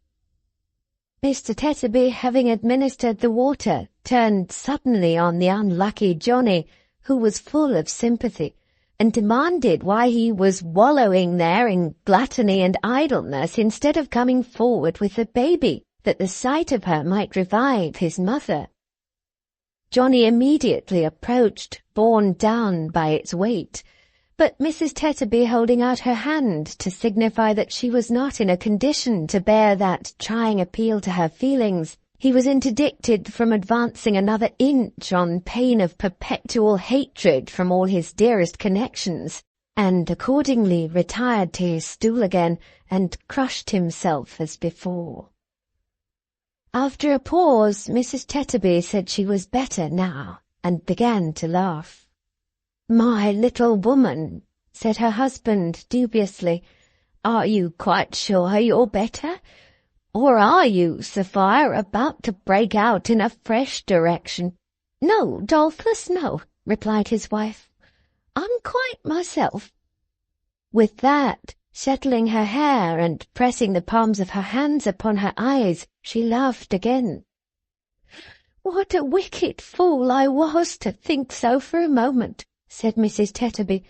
"Come near, Adolphus, and let me ease my mind and tell you what I mean. Let me tell you all about it." Mr. Tetterby bringing his chair closer, Mrs. Tetterby laughed again, gave him a hug, and wiped her eyes. "You know, Dolphus, my dear," said Mrs. Tetterby, "that when I was single I might have given myself away in several directions. At one time 4 after me at once. 2 of them were sons of Mars." "We're all sons of Mars, my dear," said Mr. Tetterby, "jointly with Pars." "I don't mean that," replied his wife. "I mean soldiers, sergeants." "Oh," said Mr. Tetterby. "Well, Dolphus, I'm sure I never think of such things now, to regret them. And I'm sure I've got as good a husband, and would do as much to prove that I was fond of him as any little woman in the world," said Mr. Tetterby. "Very good, very good."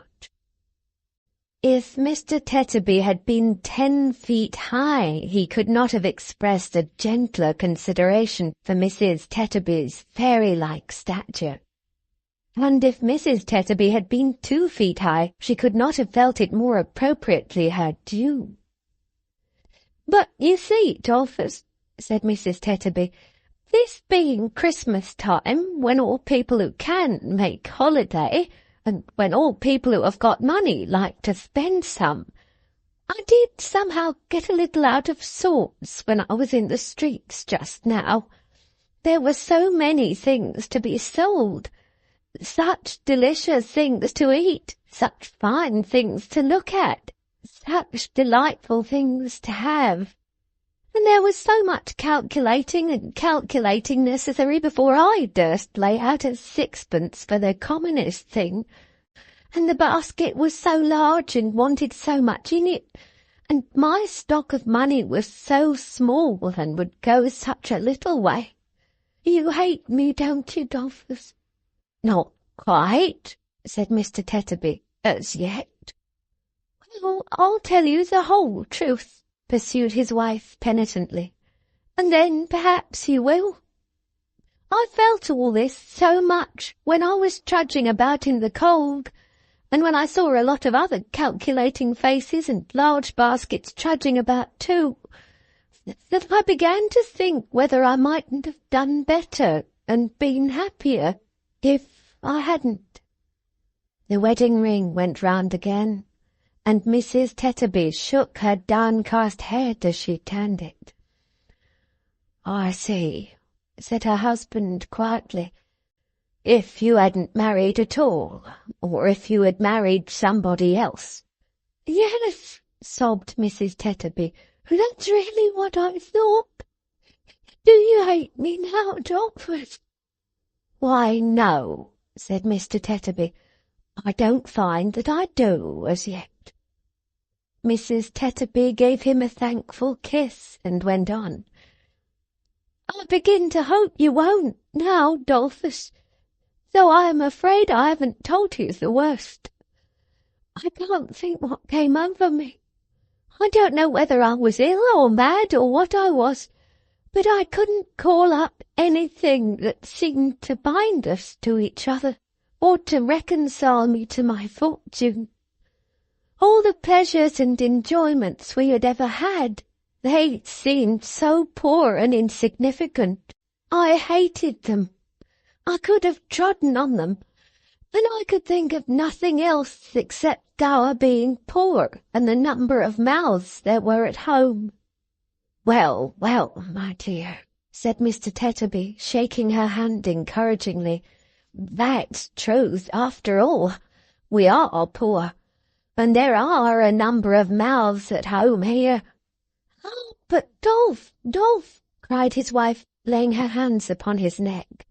My good, kind, patient fellow, when I had been at home a very little while, how different, oh, Dolph dear, how different it was.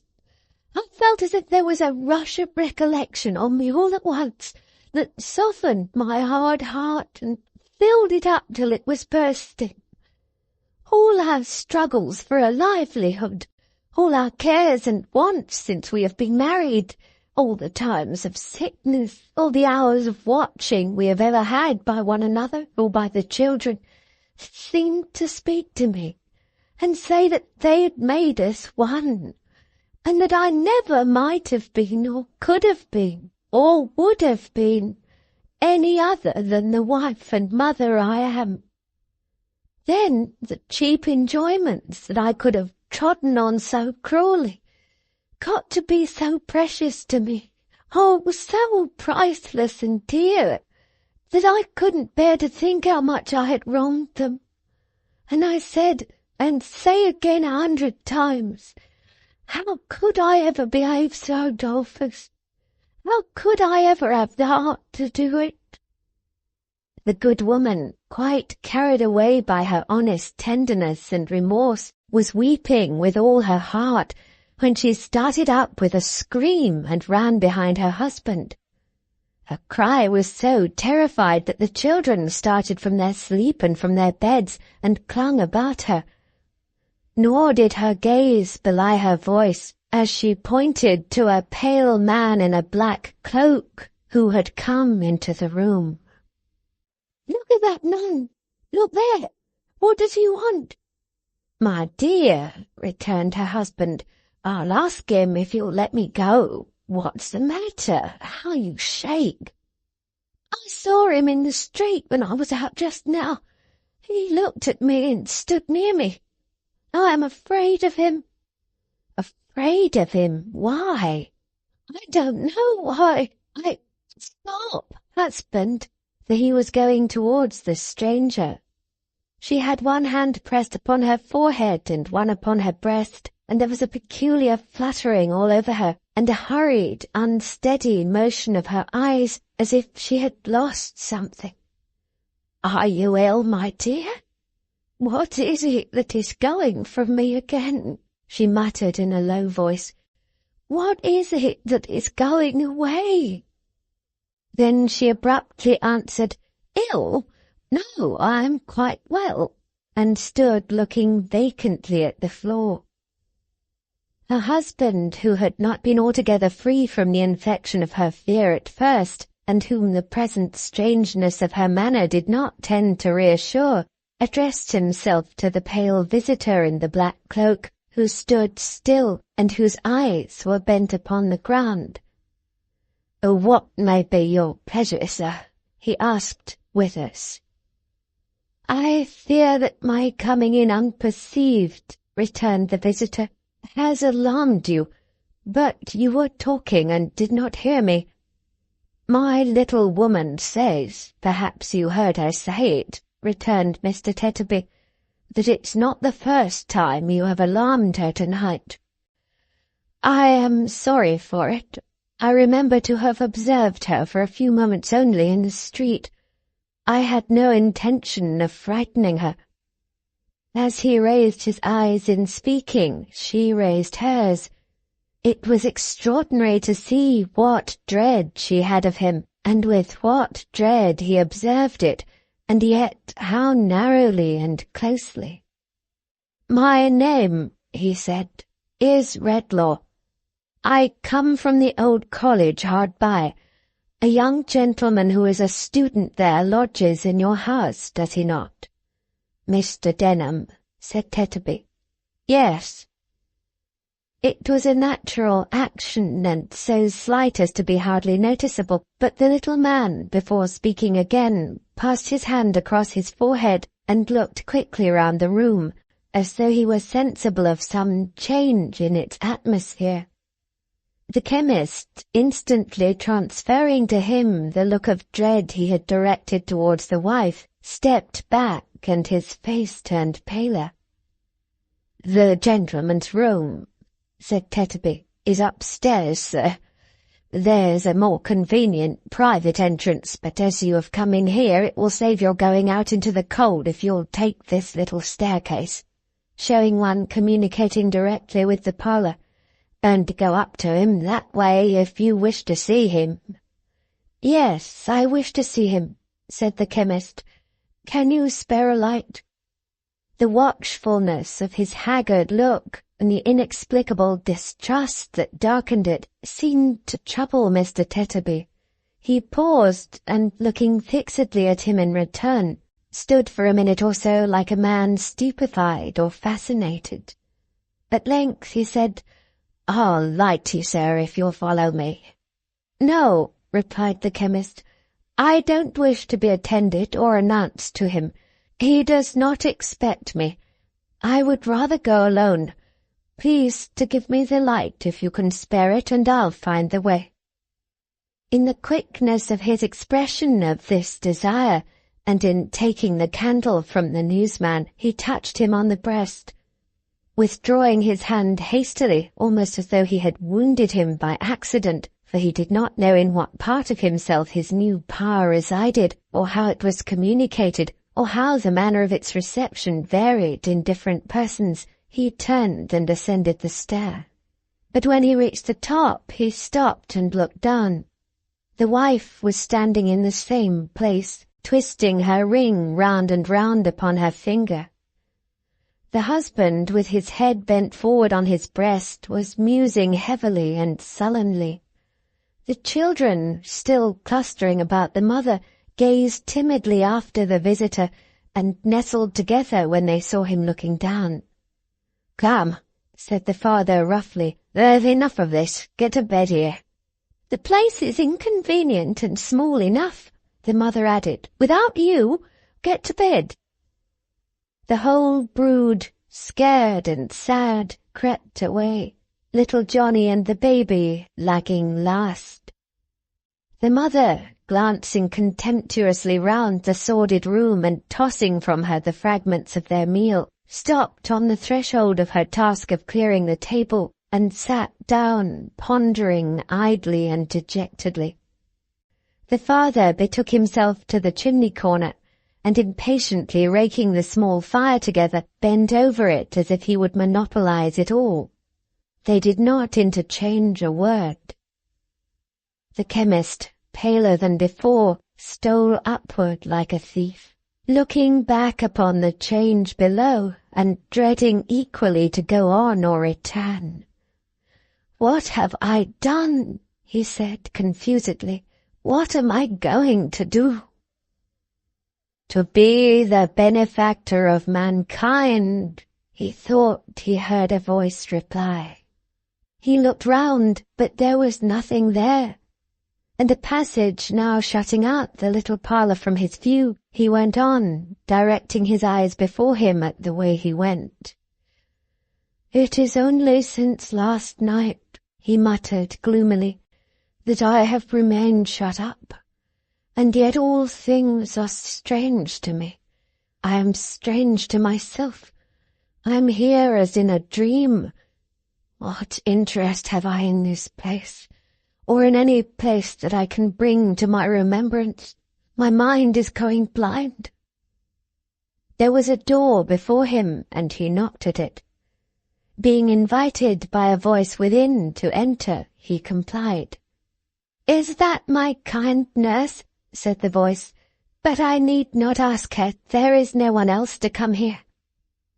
It spoke cheerfully, though in a languid tone, and attracted his attention to a young man lying on a couch drawn before the chimney-piece, with the back towards the door.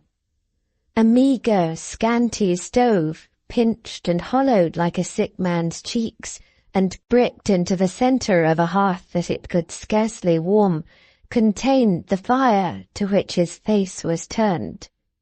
Being so near the windy housetop, it wasted quickly and with a busy sound, and the burning ashes dropped down fast. "They chink when they shoot out here," said the student, smiling. "So, according to the gossips, they are not coffins, but purses.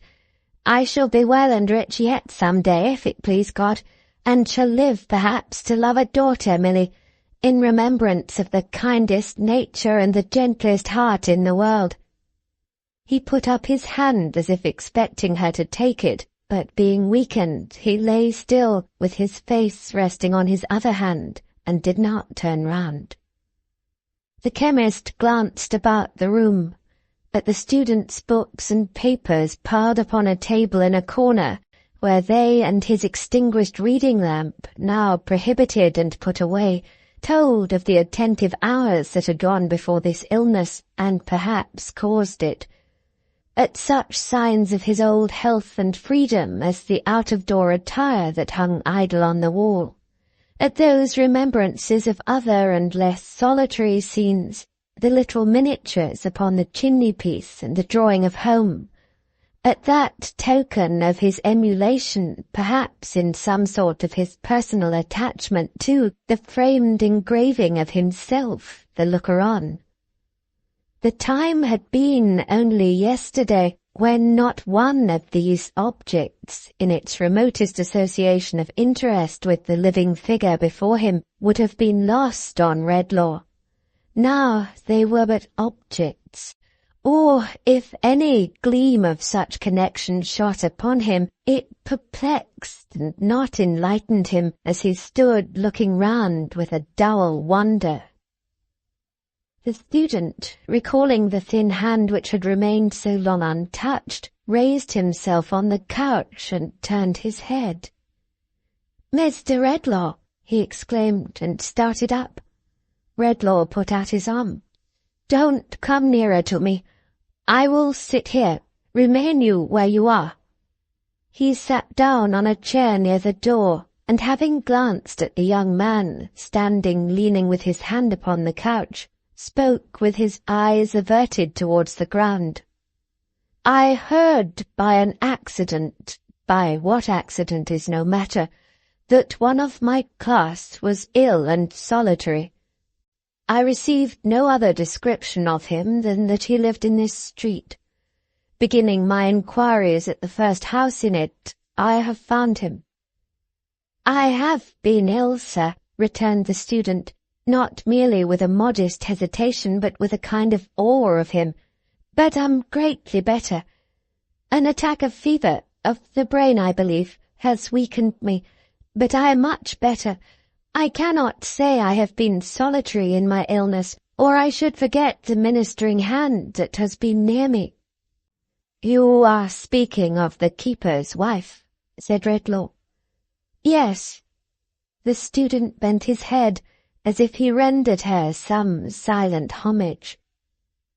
The chemist, in whom there was a cold, monotonous apathy, which rendered him more like a marble image on the tomb of the man who had started from his dinner yesterday at the first mention of this student's case than the breathing man himself, glanced again at the student leaning with his hand upon the couch, and looked upon the ground and in the air, as if for light for his blinded mind. "I remembered your name," he said, "when it was mentioned to me downstairs just now, and I recollect your face. We have held but very little personal communication together." "Very little." "You have retired and withdrawn from me more than any of the rest, I think." The student signified assent. "And why?" said the chemist, not with the least expression of interest, but with a moody, wayward kind of curiosity. "Why? How comes it that you have sought to keep especially from me the knowledge of your remaining here at this season, when all the rest have dispersed, and of your being ill? I want to know why this is." The young man, who had heard him with increasing agitation, raised his downcast eyes to his face, and clasping his hands together, cried with sudden earnestness and with trembling lips, "Mr. Redlaw, you have discovered me. You know my secret." "Secret?" said the chemist harshly. "I know?" "Yes, your manner, so different from the interest and sympathy which endear you to so many hearts, your altered voice, the constraint there is in everything you say and in your looks," replied the student, "warn me that you know me. That you would conceal it even now is but a proof to me, God knows I need none, of your natural kindness and of the bar there is between us." A vacant and contemptuous laugh was all his answer. "But, Mr. Redlaw," said the student, "as a just man and a good man, think how innocent I am, except in name and descent, of participation in any wrong inflicted on you, or in any sorrow you have borne." "Sorrow," said Redlaw, laughing. "Wrong! What are those to me?" "For heaven's sake," entreated the shrinking student, "do not let the mere interchange of a few words with me change you like this, sir. Let me pass again from your knowledge and notice. Let me occupy my old reserved and distant place among those whom you instruct. Know me only by the name I have assumed, and not by that of Longford." "Longford!" exclaimed the other. He clasped his head with both his hands, and for a moment turned upon the young man his own intelligent and thoughtful face, but the light passed from it like the sunbeam of an instant, and it clouded as before. "The name my mother bears, sir," faltered the young man. "The name she took, when she might perhaps have taken one more honoured." "Mr. Redlaw," hesitating, "I believe I know that history. Where my information halts My guesses at what is wanting may supply something not remote from the truth. I am the child of a marriage that has not proved itself a well-assorted or a happy one. From infancy I have heard you spoken of with honour and respect, with something that was almost reverence. I have heard of such devotion, of such fortitude and tenderness, of such rising up against the obstacles which press men down, that my fancy, since I learnt my little lesson from my mother, has shed a lustre on your name. At last, a poor student myself, from whom could I learn but you? Redlaw, unmoved, unchanged, and looking at him with a staring frown, answered by no word or sign. I cannot say, pursued the other. I should try in vain to say how much it has impressed me and affected me to find the gracious traces of the past in that certain power of winning gratitude and confidence which is associated among us students, among the humblest of us most, with Mr. Redlaw's generous name. Our ages and positions are so different, sir, and I am so accustomed to regard you from a distance that I wonder at my own presumption when I touch, however lightly, on that theme. But to one who, I may say, who felt no common interest in my mother once, it may be something to hear, now that is all past, with what indescribable feelings of affection I have in my obscurity regarded him, with what pain and reluctance I have kept aloof from his encouragement, when a word of it would have made me rich. Yet how I have felt it fit that I should hold my course, content to know him, and to be unknown.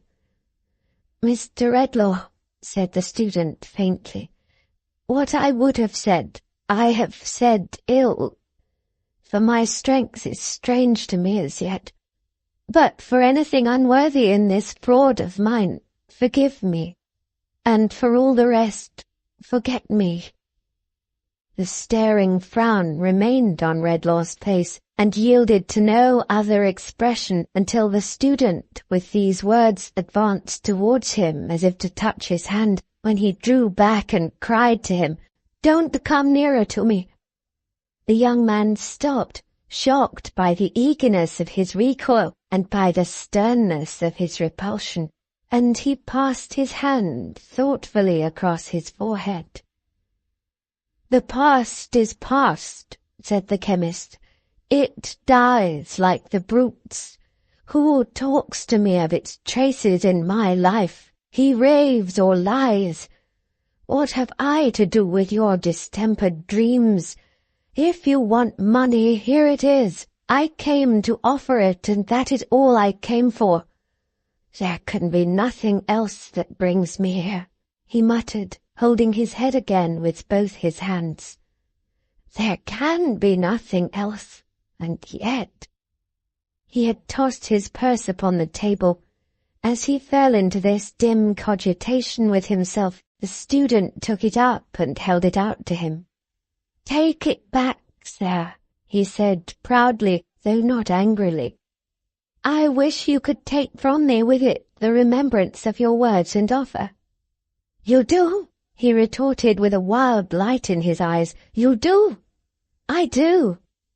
The chemist went close to him for the first time, and took the purse and turned him by the arm, and looked him in the face. "There is sorrow and trouble in sickness, is there not?" he demanded with a laugh. The wondering student answered, "Yes."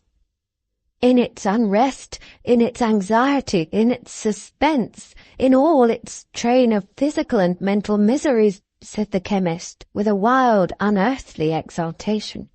"All best forgotten, are they not?" The student did not answer, but again passed his hand confusedly across his forehead. Redlaw still held him by the sleeve when Milly's voice was heard outside. "I can see very well now," she said. "Thank you, Dolph. Don't cry, dear. Father and Mother will be comfortable again tomorrow, And home will be comfortable too. A gentleman with him, is there?" Redlaw released his hold as he listened. "I have feared from the first moment," he murmured to himself, "to meet her.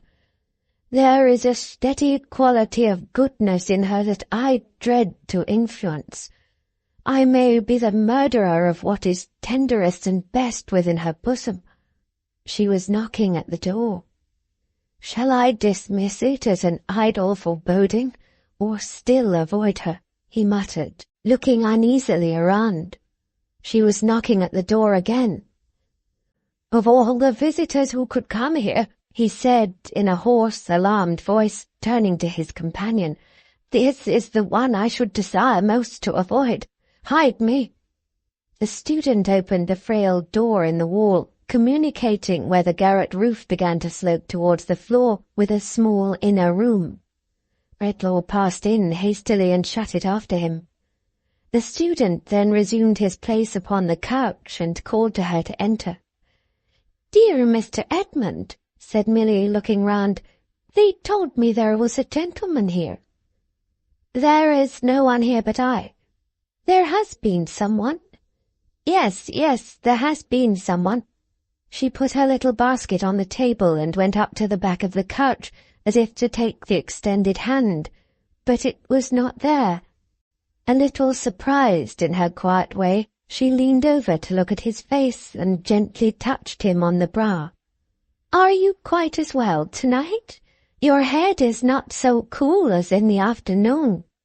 "Tch," said the student petulantly, "very little ails me." A little more surprise, but no reproach, was expressed in her face as she withdrew to the other side of the table and took a small packet of needlework from her basket. But she laid it down again on second thoughts, and going noiselessly about the room, set everything exactly in its place and in the neatest order, even to the cushions on the couch, which he touched with so light a hand that he hardly seemed to know it as he lay looking at the fire.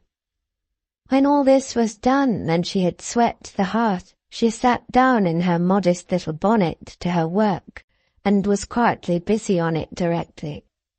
"It's the new muslin curtain for the window, Mr. Edmund," said Milly, stitching away as she talked. "It will look very clean and nice, though it costs very little, and will save your eyes, too, from the light. My William says the room should not be too light just now, when you are recovering so well, or the glare might make you giddy." He said nothing, but there was something so fretful and impatient in his change of position that her quick fingers stopped, and she looked at him anxiously. "The pillows are not comfortable," she said, laying down her work and rising. "I will soon put them right." "They are very well," he answered. "Leave them alone, pray. You make so much of everything." He raised his head to say this, and looked at her so thanklessly that after he had thrown himself down again she stood timidly pausing.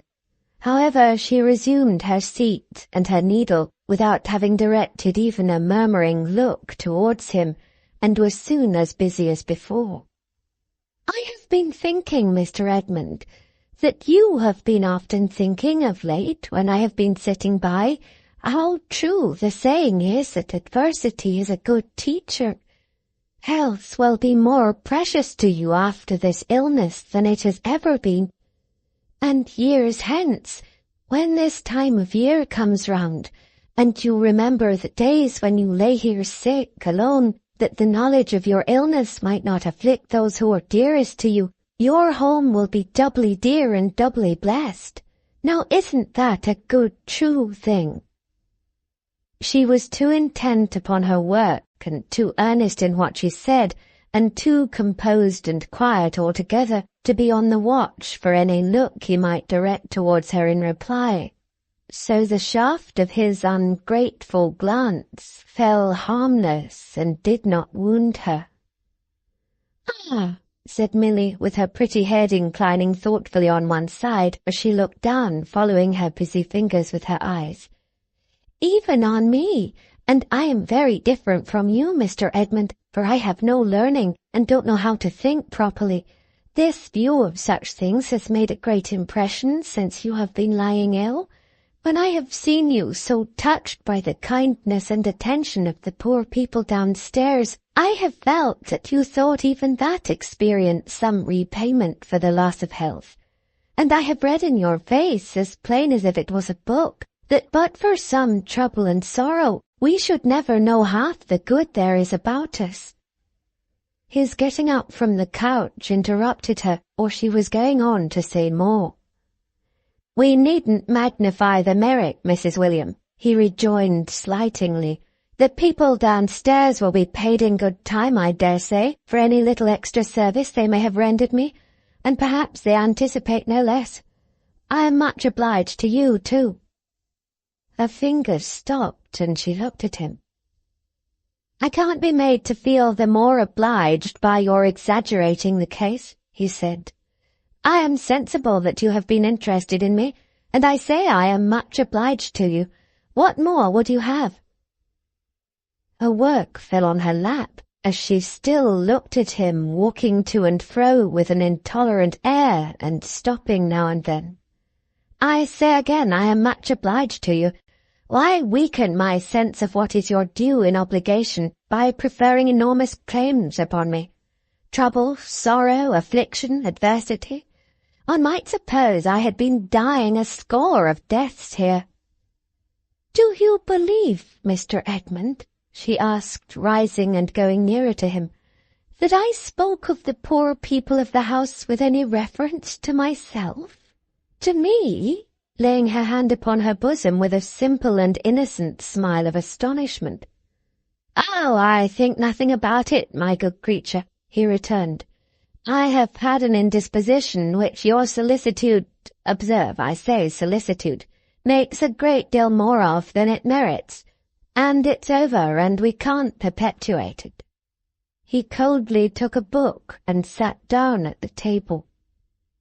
She watched him for a little while until her smile was quite gone, and then, returning to where her basket was, said gently, "Mr. Edmund, would you rather be alone?" "There is no reason why I should detain you here," he replied.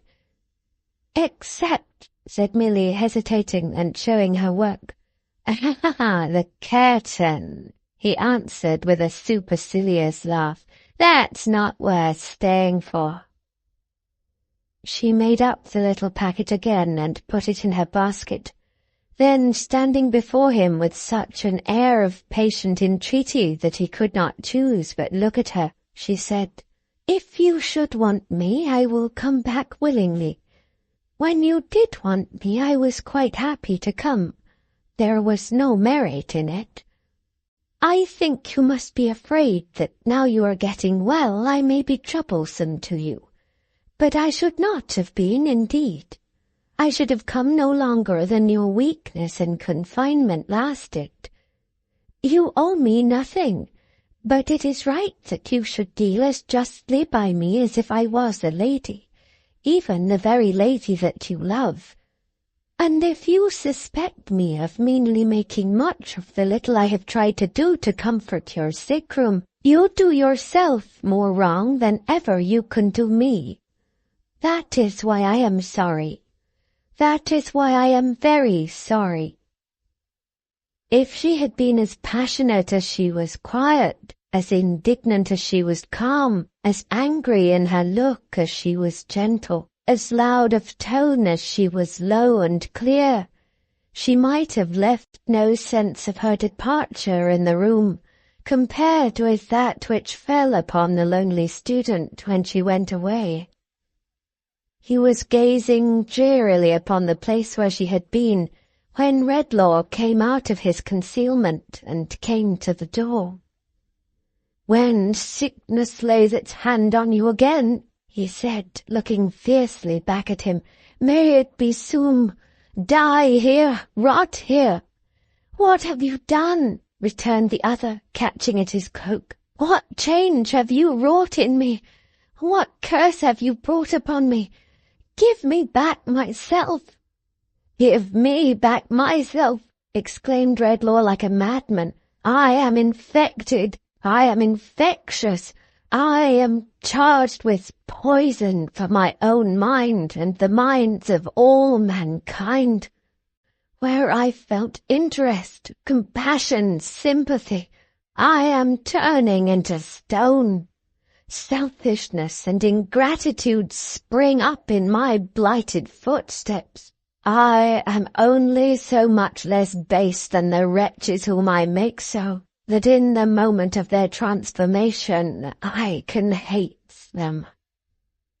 As he spoke, the young man still holding to his cloak, he cast him off and struck him, then wildly hurried out into the night air, where the wind was blowing, the snow falling, the cloud drift sweeping on, the moon dimly shining, and where, blowing in the wind, falling with the snow, drifting with the clouds, shining in the moonlight, and heavily looming in the darkness, were the phantom's words, "The gift that I have given, you shall give again. Go where you will." Whither he went he neither knew nor cared, so that he avoided company.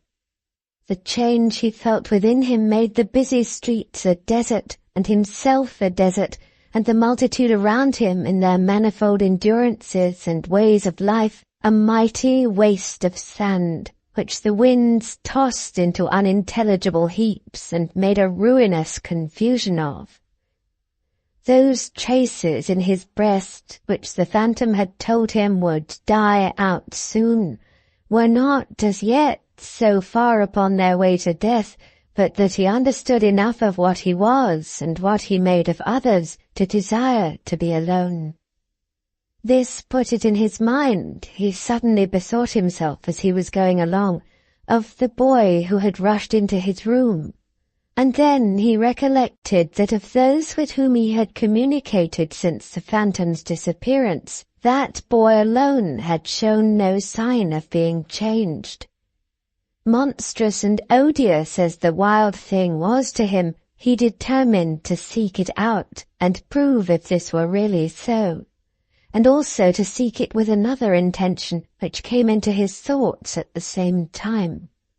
So, resolving with some difficulty where he was, he directed his steps back to the old college, and to that part of it where the general porch was, and where, alone, the pavement was worn by the tread of the students' feet.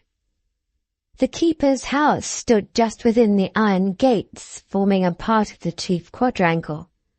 There was a little cloister outside, and from that sheltered place he knew he could look in at the window of their ordinary room and see who was within. The iron gates were shut, but his hand was familiar with the fastening, and drawing it back by thrusting in his wrist between the bars, he passed through softly, shut it again, and crept up to the window, crumbling the thin crust of snow with his feet. The fire to which he had directed the boy last night, shining brightly through the glass, made an illuminated place upon the ground. Instinctively avoiding this and going round it, he looked in at the window. At first he thought that there was no one there, and that the blaze was reddening only the old beams in the ceiling and the dark walls. But peering in more narrowly, he saw the object of his search coiled asleep before it on the floor. He passed quickly to the door, opened it, and went in. The creature lay in such a fiery heat that as the chemist stooped to rouse him, it scorched his head. So soon as he was touched, the boy, not half awake, clutched his rags together with the instinct of flight upon him, half rolled and half ran into a distant corner of the room, where, heaped upon the ground, he struck his foot out to defend himself. "Get up," said the chemist. "You have not forgotten me." "You let me alone," returned the boy. "This is the woman's house, not yours." The chemist's steady eye controlled him somewhat, or inspired him with enough submission to be raised upon his feet and looked at. "Who washed them and put those bandages where they were bruised and cracked?" asked the chemist, pointing to their altered state. "The woman did."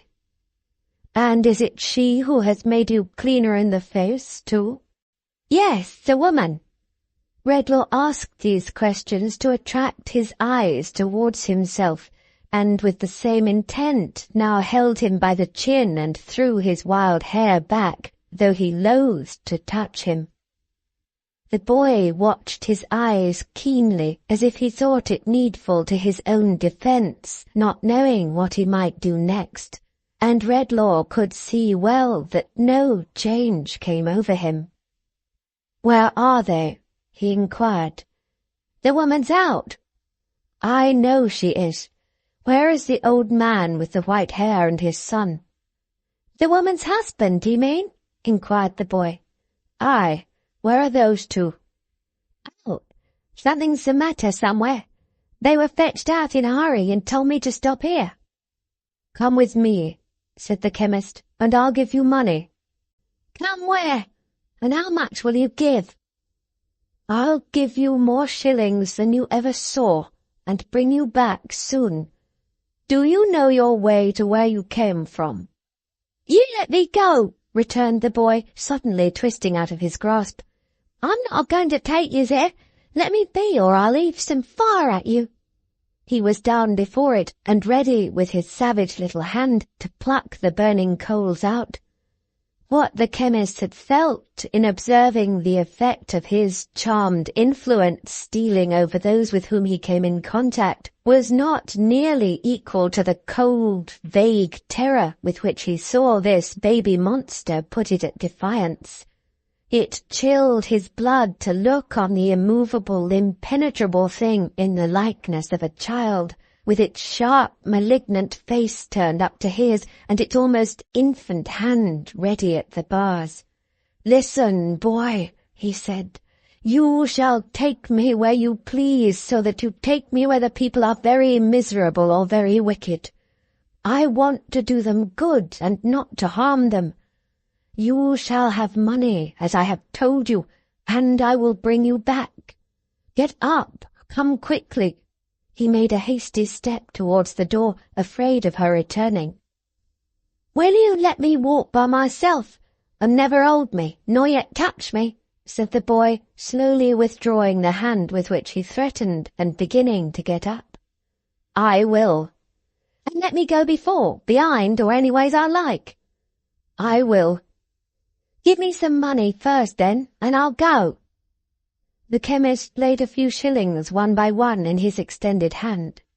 To count them was beyond the boy's knowledge, but he said one every time, and avariciously looked at each as it was given, and at the donor. He had nowhere to put them out of his hand but in his mouth, and he put them there. Redlaw then wrote with his pencil on a leaf of his pocket-book that the boy was with him, and laying it on the table, signed to him to follow. Keeping his rags together as usual, the boy complied, and went out with his bare head and his naked feet into the winter night. Preferring not to depart by the iron gate by which he had entered, where they were in danger of meeting her whom he so anxiously avoided, the chemist led the way through some of those passages among which the boy had lost himself, and by that portion of the building where he lived, to a small door of which he had the key. When they got into the street, he stopped to ask his guide, who instantly retreated from him, if he knew where they were. The savage thing looked here and there, and at length, nodding his head, pointed in the direction he designed to take. Redlaw going on at once, he followed, somewhat less suspiciously, shifting his money from his mouth into his hand and back again into his mouth, and stealthily rubbing it bright upon his shreds of clothes as he went along. 3 times in their progress they were side by side. 3 times they stopped, being side by side. 3 times the chemist glanced down at his face, and shuddered as it forced upon him one reflection. The first occasion was when they were crossing an old churchyard, and Redlaw stopped among the graves, utterly at a loss how to connect them with any tender, softening, or consolatory thought. The second was when the breaking forth of the moon induced him to look up at the heavens, where he saw her in her glory, surrounded by a host of stars he still knew by the names and histories which human science has appended to them, but where he saw nothing else he had been wont to see, felt nothing he had been wont to feel in looking up there on a bright night. The third was when he stopped to listen to a plaintive strain of music, but could only hear a tune made manifest to him by the dry mechanism of the instruments and his own ears, with no address to any mystery within him, without a whisper in it of the past or of the future, powerless upon him as the sound of last year's running water or the rushing of last year's wind. At each of these 3 times he saw with horror that in spite of the vast intellectual distance between them, and their being unlike each other in all physical respects, the expression on the boy's face was the expression on his own. They journeyed on for some time, now through such crowded places that he often looked over his shoulder thinking he had lost his guide, but generally finding him within his shadow on his other side. Now by ways so quiet that he could have counted his short, quick, naked footsteps coming on behind, until they arrived at a ruinous collection of houses, and the boy touched him and stopped. "In there," he said, pointing out one house where there were scattered lights in the windows and a dim lantern in the doorway, with "Lodgings for Travellers" painted on it. Redlaw looked about him. From the houses to the waste piece of ground on which the houses stood, or rather did not altogether tumble down, unfenced, undrained, unlighted, and bordered by a sluggish ditch. From that to the sloping line of arches, part of some neighbouring viaduct or bridge with which it was surrounded, and which lessened gradually towards them until the last but one was a mere kennel for a dog, the last a plundered little heap of bricks. From that to the child close to him, cowering and trembling with the cold, and limping on one little foot while he coiled the other round his leg to warm it, yet staring at all these things with that frightful likeness of expression so apparent in his face that Redlaw started from him. "In there," said the boy, pointing out the house again. "I'll wait." "Will they let me in?" asked Redlaw. "Say you're a doctor," he answered with a nod. "There's plenty ill there." Looking back on his way to the house door, Redlaw saw him trail himself upon the dust and crawl within the shelter of the smallest arch, as if he were a rat. He had no pity for the thing, but he was afraid of it.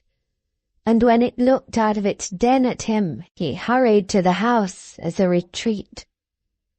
"Sorrow, wrong, and trouble," said the chemist with a painful effort at some more distinct remembrance, "at least haunt this place darkly.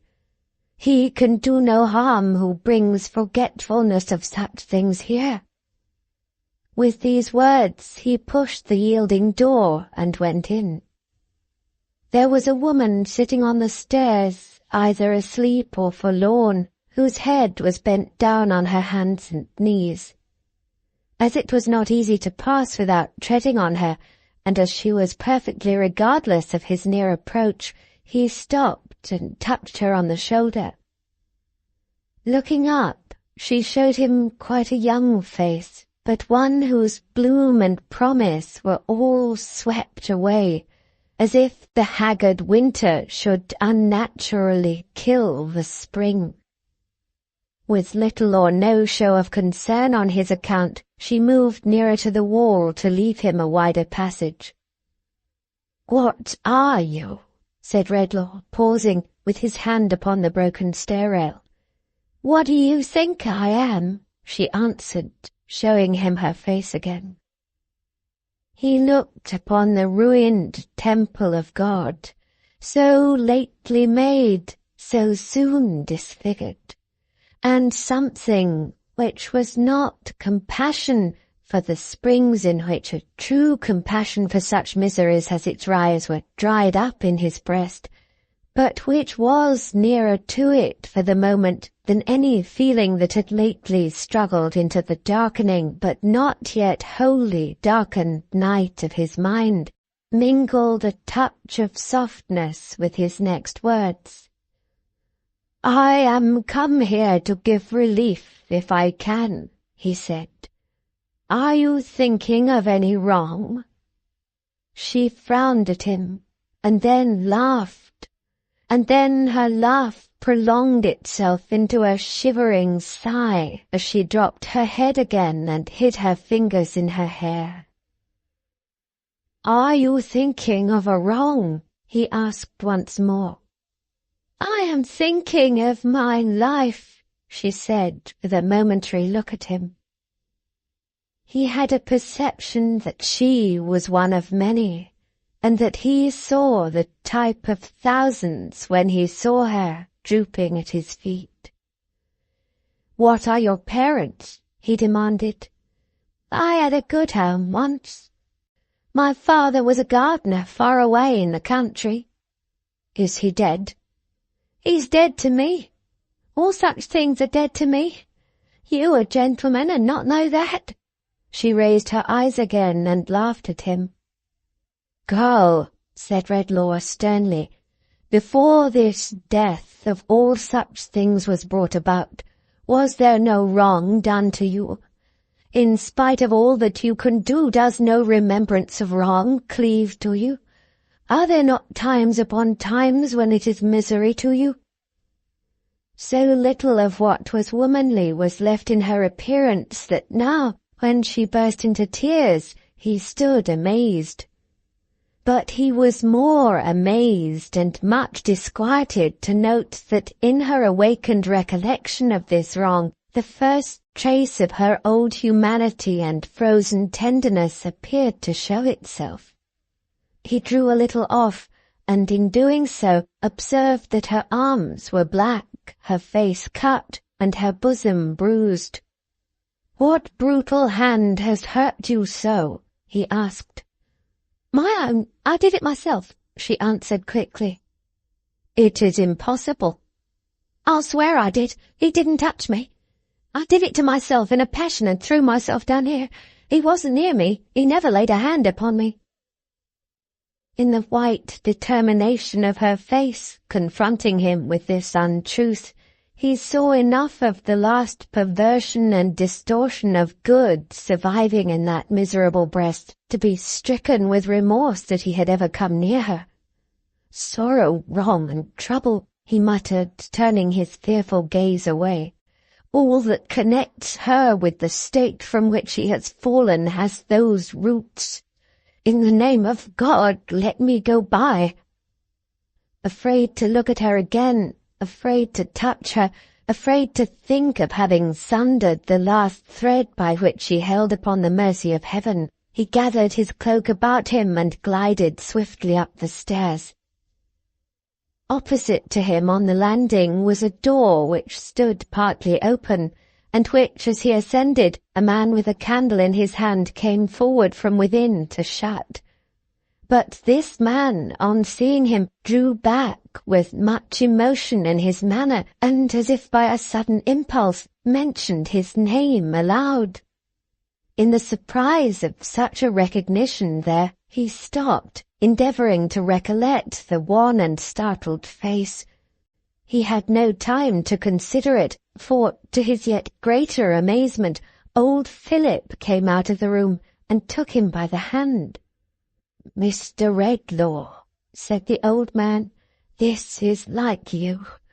This is like you, sir. You have heard of it and have come after us to render any help you can. Ah, too late, too late." Redlaw, with a bewildered look, submitted to be led into the room. A man lay there on a truckle bed, and William Swidger stood at the bedside. "Too late," murmured the old man, looking wistfully into the chemist's face, and the tears stole down his cheeks. "That's what I say, father," interposed his son in a low voice. "That's where it is exactly. To keep as quiet as ever we can while he's a-dozing is the only thing to do. You're right, father." Redlaw paused at the bedside and looked down on the figure that was stretched upon the mattress. It was that of a man who should have been in the vigour of his life, but on whom it was not likely the sun would ever shine again. The vices of his 40 or 50 years' career had so branded him that in comparison with their effects upon his face, the heavy hand of time upon the old man's face who watched him had been merciful and beautifying. "Who is this?" asked the chemist, looking round. "My son George, Mr. Redlaw," said the old man, wringing his hands. "My eldest son George, who was more his mother's pride than all the rest." Redlaw's eyes wandered from the old man's grey head as he laid it down upon the bed to the person who had recognized him and who had kept aloof in the remotest corner of the room. He seemed to be about his own age, and although he knew no such hopeless decay and broken man as he appeared to be, there was something in the turn of his figure as he stood with his back towards him and now went out at the door that made him pass his hand uneasily across his brow. "William," he said in a gloomy whisper, "who is that man?" "Why, you see, sir," returned Mr. William, "that's what I say myself. Why should a man ever go and gamble and the like of that and let himself down inch by inch till he can't let himself down any lower?" "Has he done so?" asked Redlaw, glancing after him with the same uneasy action as before. "Just exactly that, sir," returned William Swidger, "as I'm told. He knows a little about medicine, sir, it seems, and having been wayfaring towards London with my unhappy brother that you see here," Mr. William passed his coat sleeve across his eyes, "and being lodging upstairs for the night, what I say, you see, is that strange companions come together here sometimes. He looked in to attend upon him and came for us at his request. What a mournful spectacle, sir!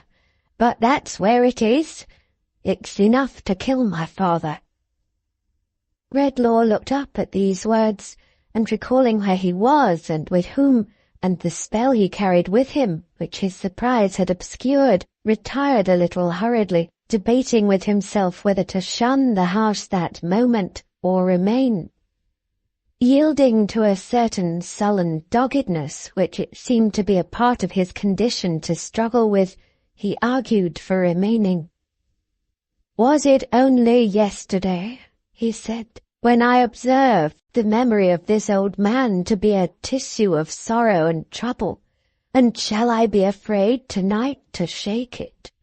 Are such remembrances as I can drive away so precious to this dying man that I need fear for him? No, I'll stay here." But he stayed in fear and trembling none the less for these words, and shrouded in his black cloak with his face turned from them, stood away from the bedside listening to what they said as if he felt himself a demon in the place. "Father," murmured the sick man, rallying a little from his stupor. "My boy, my son George," said old Philip.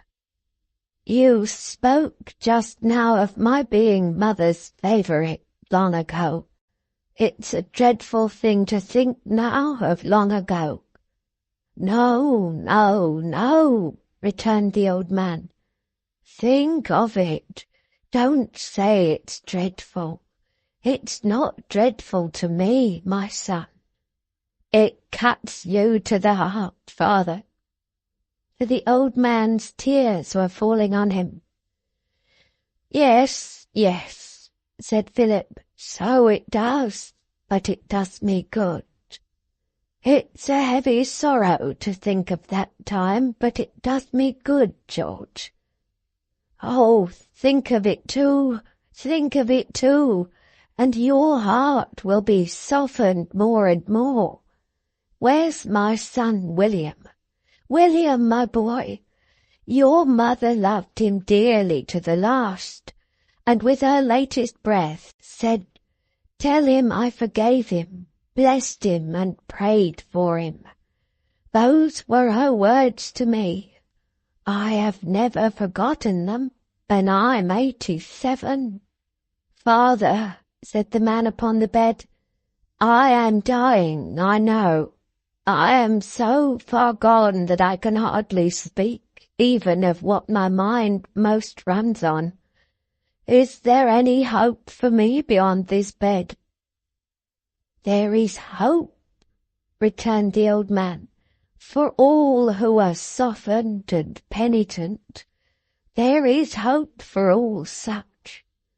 Oh," he exclaimed, clasping his hands and looking up, "I was thankful only yesterday that I could remember this unhappy son when he was an innocent child. But what a comfort it is now to think that even God himself has that remembrance of him." Redlaw spread his hands upon his face and shrunk like a murderer.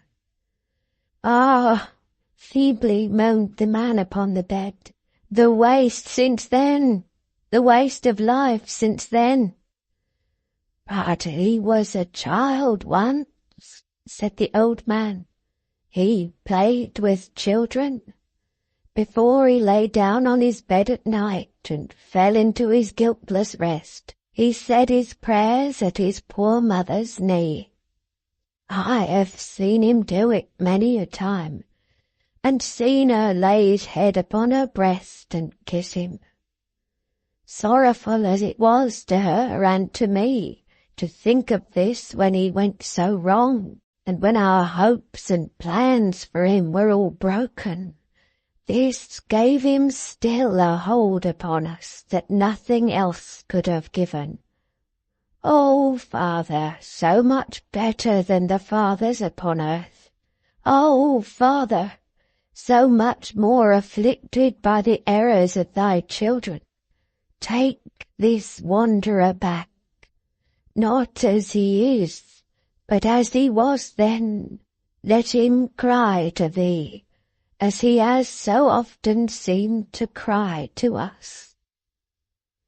As the old man lifted up his trembling hands, the son, for whom he made the supplication, laid his sinking head against him for support and comfort, as if he were indeed the child of whom he spoke. When did man ever tremble as Redlaw trembled in the silence that ensued? He knew it must come upon them, knew that it was coming fast.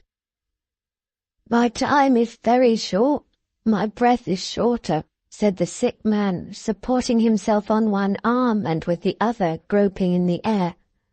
"And I remember there is something on my mind concerning the man who was here just now. Father and William, wait. Is there really anything in black out there?" Yes, it is real," said his aged father. "Is it a man?" "What I say myself, George," interposed his brother, bending kindly over him. "It's Mr. Redlaw." "I thought I had dreamed of him. Ask him to come here." The chemist, whiter than the dying man, appeared before him. Obedient to the motion of his hand, he sat upon the bed. "It has been so ripped up tonight, sir," said the sick man, laying his hand upon his heart with a look in which the mute, imploring agony of his condition was concentrated, "by the sight of my poor old father, and the thought of all the trouble I have been the cause of. and all the wrong and sorrow lying at my door, that... Was it the extremity to which he had come, or was it the dawning of another change that made him stop? That what I can't do right, with my mind running on so much, so fast, I'll try to do. There was another man here. Did you see him?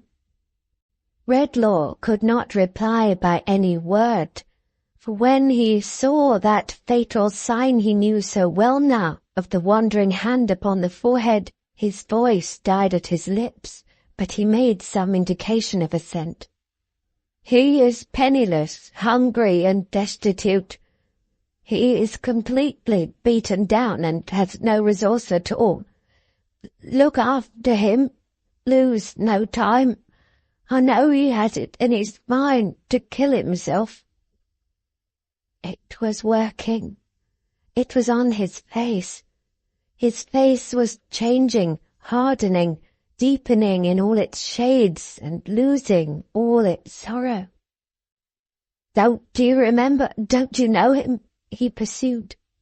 He shut his face out for a moment with the hand that again wandered over his forehead, and then it lowered on Redlaw, reckless, ruffianly, and callous. "Why, damn you," he said, scowling round, "what have you been doing to me here?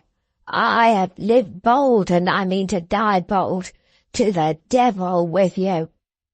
And so lay down upon his bed, and put his arms up over his head and ears, as resolute from that time to keep out all access, and to die in his indifference. If Redlaw had been struck by lightning, it could not have struck him from the bedside with a more tremendous shock. But the old man, who had left the bed while his son was speaking to him, now returning, avoided it quickly likewise, and with abhorrence. "Where's my boy William?" said the old man hurriedly. "William, come away from here. We'll go home." "Home, father?" returned William. "Are you going to leave your own son?" "Where's my own son?" replied the old man. "Where? Why, there." "That's no son of mine," said Philip, trembling with resentment. "No such wretch as that has any claim on me. My children are pleasant to look at, and they wait upon me, and get my meat and drink ready, and are useful to me. I've a right to it. I'm 87. "You're old enough to be no older," muttered William, looking at him grudgingly with his hands in his pockets. "I don't know what good you are myself. We could have a deal more pleasure without you." "My son, Mr. Redlaw," said the old man. "My son, too. The boy talking to me of my son. Why, what has he ever done to give me any pleasure, I should like to know?" "I don't know what you have ever done to give me any pleasure," said William sulkily. "Let me think," said the old man. "For how many Christmas times running have I sat in my warm place and never had to come out in the cold night air, and have made good cheer without being disturbed by any such uncomfortable wretched sight as him there. Is it 20, William?" "Nigh 40, it seems," he muttered. "Why, when I look at my father, sir, and come to think of it," addressing Redlaw with an impatience and irritation that were quite new, "I'm whipped if I can see anything in him but a calendar of ever so many years of eating and drinking and making himself comfortable over and over again." "I'm 87, said the old man, rambling on childishly and weakly, "and I don't know as I ever was much put out by anything. I'm not going to begin now because of what he calls my son. He's not my son. I've had a power of pleasant times. I recollect once— no, I don't. No, it's broken off. It was something about a game of cricket and a friend of mine, but it's somehow broken off. I wonder who he was. I suppose I liked him. And I wonder what became of him. I suppose he died. But I don't know. And I don't care neither. I don't care a bit."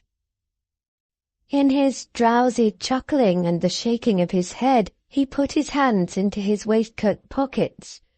In one of them he found a bit of holly left there probably last night, which he now took out and looked at. "Berries, eh?" said the old man. "Ah, it's a pity they're not good to eat. I recollect when I was a little chap about as high as that and out a-walking with— let me see, who was I out a-walking with? No, I don't remember how that was. I don't remember as I ever walked with anyone particular, or cared for anyone, or anyone for me. Berries, eh? There's good cheer when there's berries. Well, I ought to have my share of it and to be waited on and kept warm and comfortable. For I'm 87 and a poor old man. I'm 87. 87.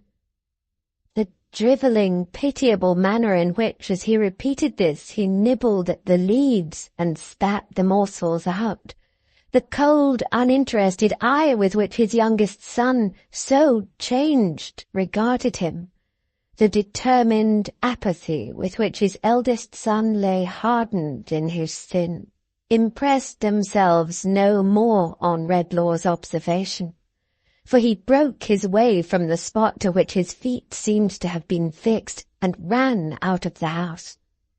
His guide came crawling forth from his place of refuge, and was ready for him before he reached the arches. "Back to the woman's?" he inquired. "Back quickly," answered Redlaw. "Stop nowhere on the way." For a short distance the boy went on before, but their return was more like a flight than a walk, and it was as much as his bare feet could do to keep pace with the chemist's rapid strides.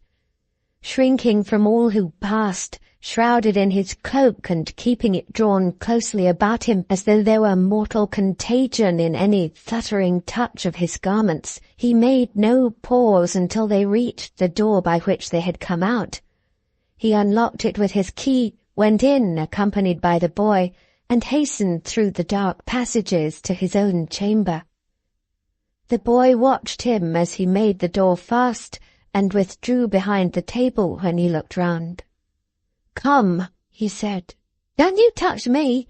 You've not brought me here to take my money away." Redlaw threw some more upon the ground. He flung his body on it immediately as if to hide it from him, lest the sight of it should tempt him to reclaim it, and not until he saw him seated by his lamp, with his face hidden in his hands, began furtively to pick it up. When he had done so, he crept near the fire, and sitting down in a great chair before it, took from his breast some broken scraps of food, and fell to munching and to staring at the blaze, and now and then to glancing at his shillings, which he kept clenched up in a bunch in one hand. "And this," said Redlaw, gazing on him with increased repugnance and fear, "is the only one companion I have left on earth." How long it was before he was aroused from his contemplation of this creature whom he dreaded so, whether half an hour or half the night, he knew not. But the stillness of the room was broken by the boy whom he had seen listening, starting up and running towards the door. "Here's the woman coming," he exclaimed. The chemist stopped him on his way at the moment when she knocked. "Let me go to her, will you?" said the boy. "Not now," returned the chemist. "Stay here. Nobody must pass in nor out of the room now." "Who's that?" "It's I, sir," cried Milly. "Pray, sir, let me in." "No, not for the world," he said. Mr. Redlaw, pray, sir, let me in." "What is the matter?" he said, holding the boy. The miserable man you saw is worse, and nothing I can say will wake him from his terrible infatuation. William's father has turned childish in a moment. William himself is changed.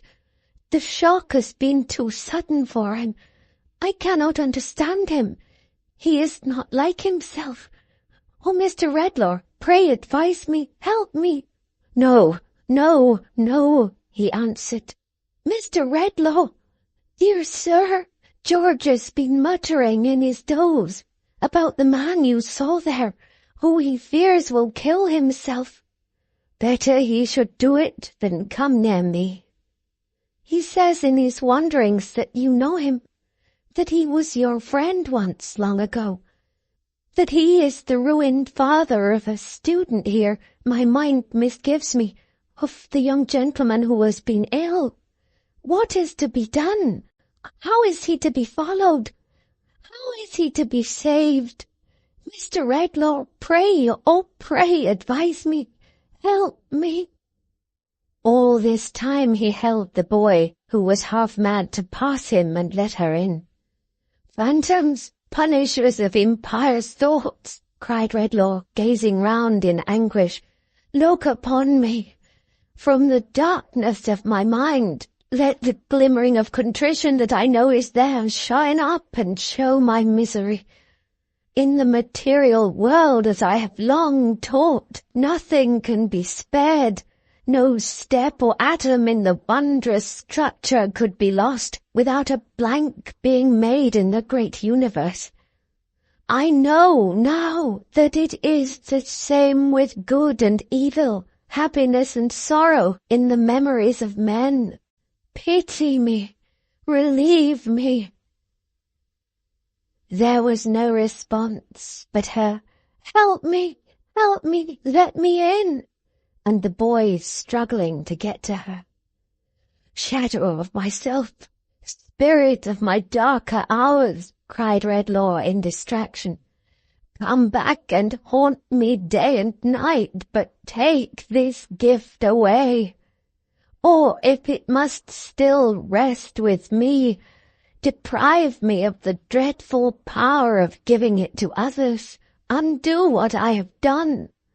Leave me benighted, but restore the day to those whom I have cursed, as I have spared this woman from the first, and as I never will go forth again, but will die here with no hand to tend me save this creature's who is proof against me. Hear me.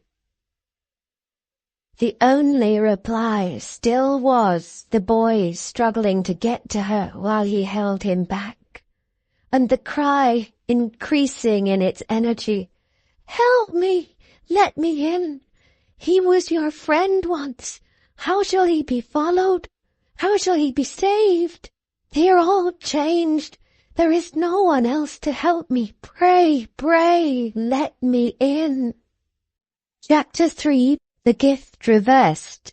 Night was still heavy in the sky. On open plains, from hilltops and from the decks of solitary ships at sea, a distant low-lying line that promised by and by to change to light was visible in the dim horizon. But its promise was remote and doubtful, and the moon was striving with the night clouds busily.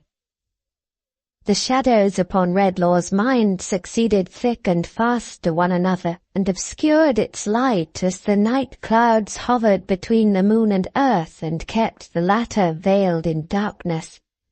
Fitful and uncertain as the shadows which the night clouds cast were their concealments from him and imperfect revelations to him. And like the night clouds still, if the clear light broke forth for a moment, it was only that they might sweep over it and make the darkness deeper than before. Without, there was a profound and solemn hush upon the ancient pile of buildings, and its buttresses and angles made dark shapes of mystery upon the ground, which now seemed to retire into the smooth white snow, and now seemed to come out of it as the moon's path was more or less beset. Within, The chemist's room was indistinct and murky by the light of the expiring lamp. A ghostly silence had succeeded to the knocking and the voice outside. Nothing was audible but now and then a low sound among the whitened ashes of the fire as of its yielding up its last breath. Before it on the ground the boy lay fast asleep. In his chair the chemist sat, as he had sat there since the calling at his door had ceased, like a man turned to stone. At such a time the Christmas music he had heard before began to play. He listened to it at first as he had listened in the churchyard, but presently, it playing still and being borne towards him on the night air in a low, sweet, melancholy strain, he rose and stood stretching his hands about him as if there was some friend approaching within his reach on whom his desolate touch might rest yet do no harm. As he did this, his face became less fixed and wondering. A gentle trembling came upon him, and at last his eyes filled with tears, and he put his hands before them and bowed down his head. His memory of sorrow, wrong, and trouble had not come back to him. He knew that it was not restored. He had no passing belief or hope that it was. But some dumb stir within him made him capable again of being moved by what was hidden afar off in the music. If it were only that it told him sorrowfully the value of what he had lost, he thanked heaven for it with a fervent gratitude. As the last chord died upon his ears, he raised his head to listen to its lingering vibration. Beyond the boy, so that his sleeping figure lay at its feet, the phantom stood, immovable and silent, with its eyes upon him.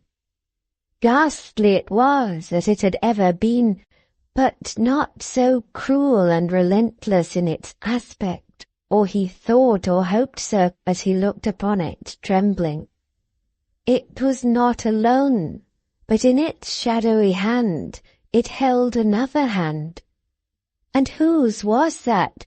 Was the form that stood beside it indeed Milly's, or but her shade and picture? The quiet head was bent a little, as her manner was, and her eyes were looking down as if in pity on the sleeping child. A radiant light fell on her face, but did not touch the phantom, for though close beside her, it was dark and colourless as ever. "Spectre," said the chemist, newly troubled as he looked, "I have not been stubborn or presumptuous in respect to her. Oh, do not bring her here. Spare me that." "This is but a shadow," said the phantom. "When the morning shines, seek out the reality whose image I present before you." "Is it my inexorable doom to do so?" cried the chemist. "It is," replied the phantom. "To destroy her peace, her goodness, to make her what I am myself and what I have made of others?" "I have said seek her out," returned the phantom. "I have said no more." "Oh, tell me," exclaimed Redlaw, catching at the hope which he fancied might lie hidden in the words, "can I undo what I have done?" "No," returned the phantom. "I do not ask for restoration to myself," said Redlaw. "What I abandoned of my own will, and have justly lost.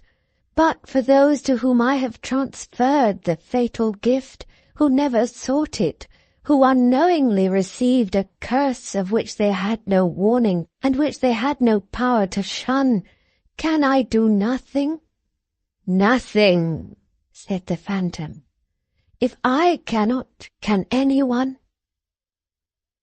The phantom, standing like a statue, kept his gaze upon him for a while, then turned its head suddenly and looked upon the shadow at its side. "Ah, can she?" cried Redlaw, still looking upon the shade. The phantom released the hand it had retained till now, and softly raised its own with a gesture of dismissal. Upon that, her shadow, still preserving the same attitude, began to move or melt away.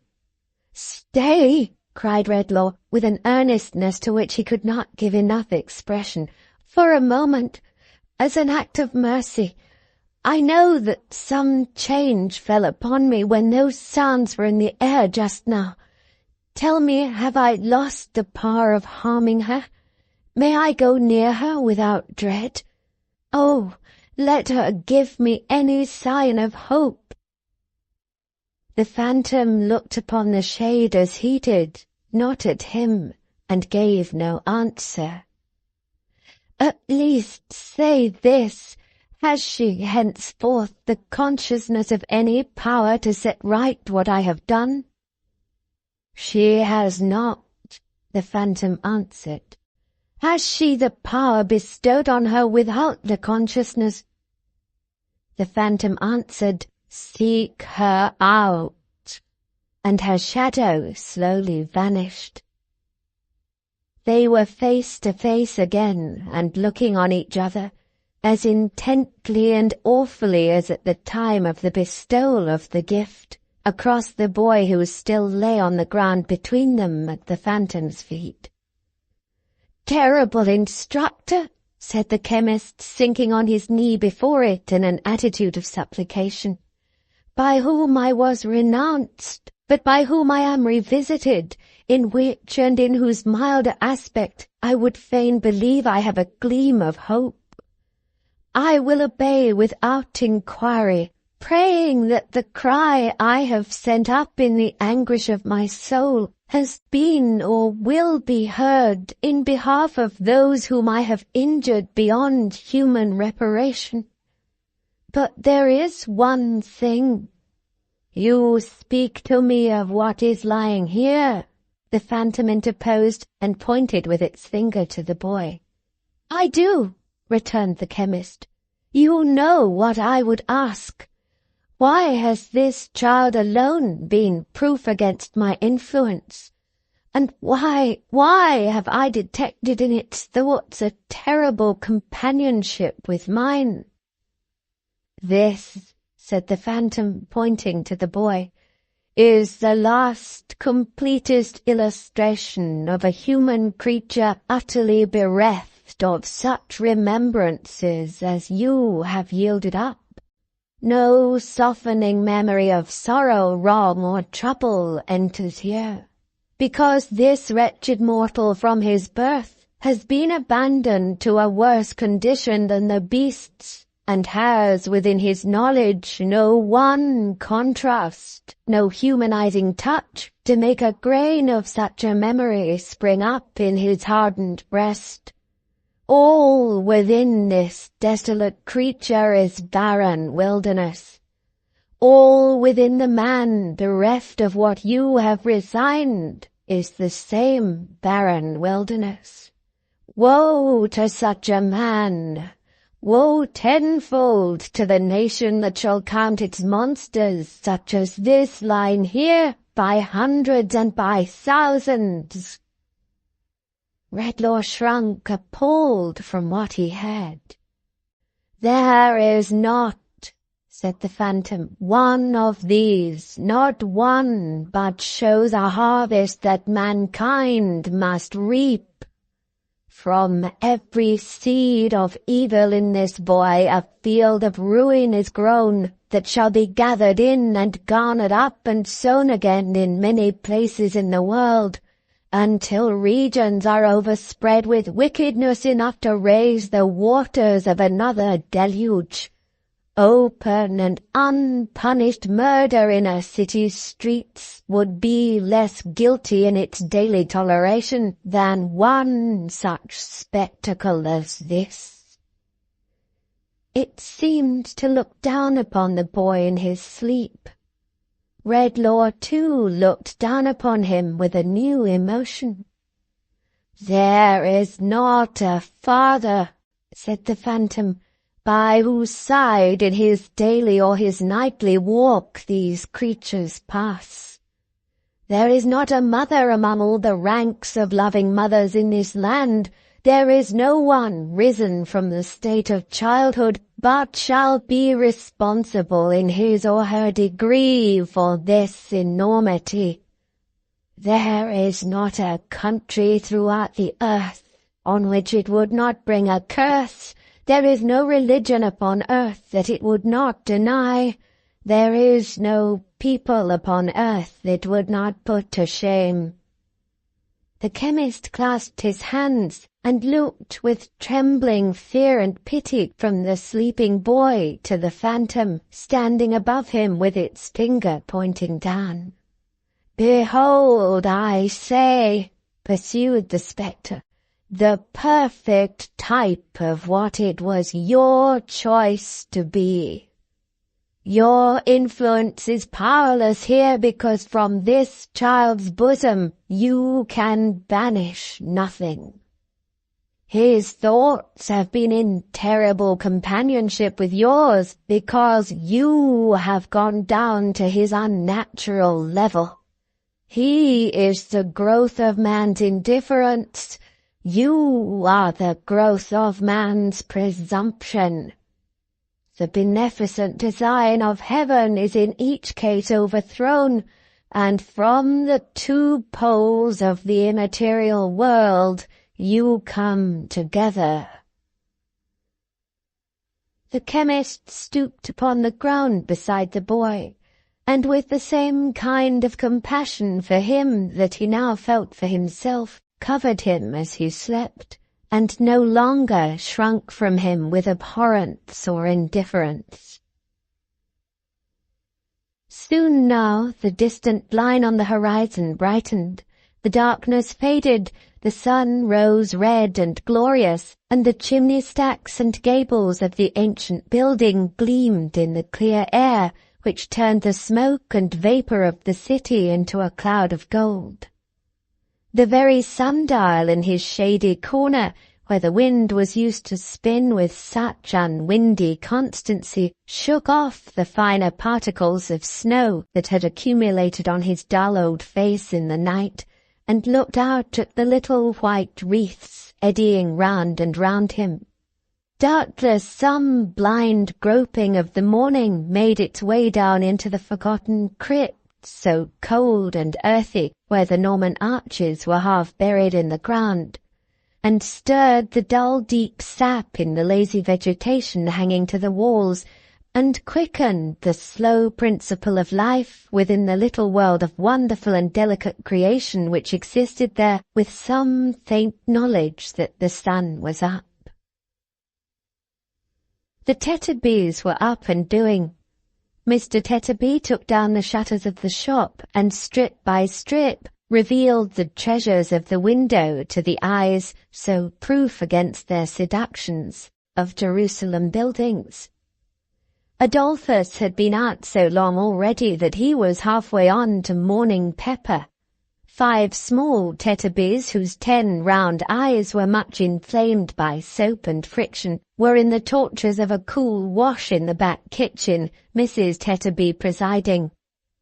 Johnny, who was pushed and hustled through his toilet with great rapidity when Moloch chanced to be in an exacting frame of mind, which was always the case, staggered up and down with his charge before the shop door, under greater difficulties than usual, the weight of Moloch being much increased by a complication of defences against the cold, composed of knitted worsted work and forming a complete suit of chain armour, with a headpiece and blue gaiters.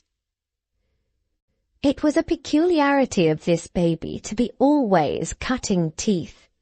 Whether they never came, or whether they came and went away again, is not in evidence, but it had certainly cut enough on the showing of Mrs. Tetterby to make a handsome dental provision for the sign of the bull and mouth. All sorts of objects were impressed for the rubbing of its gums, notwithstanding that it always carried, dangling at its waist, which was immediately under its chin, a bone ring large enough to have represented the rosary of a young nun. Knife handles, umbrella tops, the heads of walking sticks selected from the stock, the fingers of the family in general, but especially of Johnny, nutmeg graters, crusts, the handles of doors and the cool knobs on the tops of pokers were among the commonest instruments indiscriminately applied for this baby's relief. The amount of electricity that must have been rubbed out of it in a week is not to be calculated. Still, Mrs. Tetterby always said it was coming through and then the child would be herself. And still it never did come through, and the child continued to be somebody else. The tempers of the little Tetterbys had sadly changed with a few hours. Mr. and Mrs. Tetterby themselves were not more altered than their offspring. Usually they were an unselfish, good-natured, yielding little race, sharing short commons when it happened, which was pretty often, contentedly and even generously, and taking a great deal of enjoyment out of a very little meat. But they were fighting now, not only for the soap and water, but even for the breakfast which was yet in perspective. The hand of every little Tetterby was against the other little Tetterbys, and even Johnny's hand, the patient, much enduring and devoted Johnny, rose against the baby.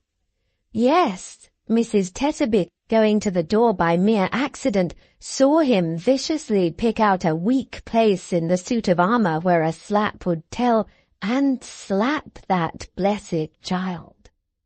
Mrs. Tetterby had him into the parlour by the collar in that same flash of time, and repaid him the assault with usury thereto. "You brute, you murdering little boy," said Mrs. Tetterby, "had you the heart to do it?" "Why don't her teeth come through then?" retorted Johnny in a loud, rebellious voice, "instead of bothering me? How would you like it yourself?" "Like it, sir?" said Mrs. Tetterby, relieving him of his dishonoured load. "Yes, like it," said Johnny. "How would you? Not at all. If you was me, you'd go for a soldier. I will too. There ain't no babies in the army." Mr. Tetterby, who had arrived upon the scene of action, rubbed his chin thoughtfully instead of correcting the rebel, and seemed rather struck by this view of a military life. "I wish I was in the army myself if the child's in the right," said Mrs. Tetterby, looking at her husband, "for I have no peace of my life here. I'm a slave, a Virginia slave." Some indistinct association with their weak descent on the tobacco trade, perhaps, suggested this aggravated expression to Mrs. Tetterby. "I never have a holiday or any pleasure at all from year's end to year's end." "Why, Lord bless and save the child," said Mrs. Tetterby, shaking the baby with an irritability hardly suited to so pious an aspiration. "What's the matter with her now?" Not being able to discover, and not rendering the subject much clearer by shaking it, Mrs. Tetterby put the baby away in a cradle, and folding her arms, sat rocking it angrily with her foot. "How you stand there, Dolphus?" said Mrs. Tetterby to her husband. "Why don't you do something?" "Because I don't care about doing anything," Mr. Tetterby replied. "I am sure I don't," said Mrs. Tetterby. "I'll take my oath I don't," said Mr. Tetterby. A diversion arose here among Johnny and his 5 younger brothers, who, in preparing the family breakfast table, had fallen to skirmishing for the temporary possession of the loaf, and were buffeting one another with great heartiness, the smallest boy of all, with precocious discretion, hovering outside the knot of combatants and harassing their legs.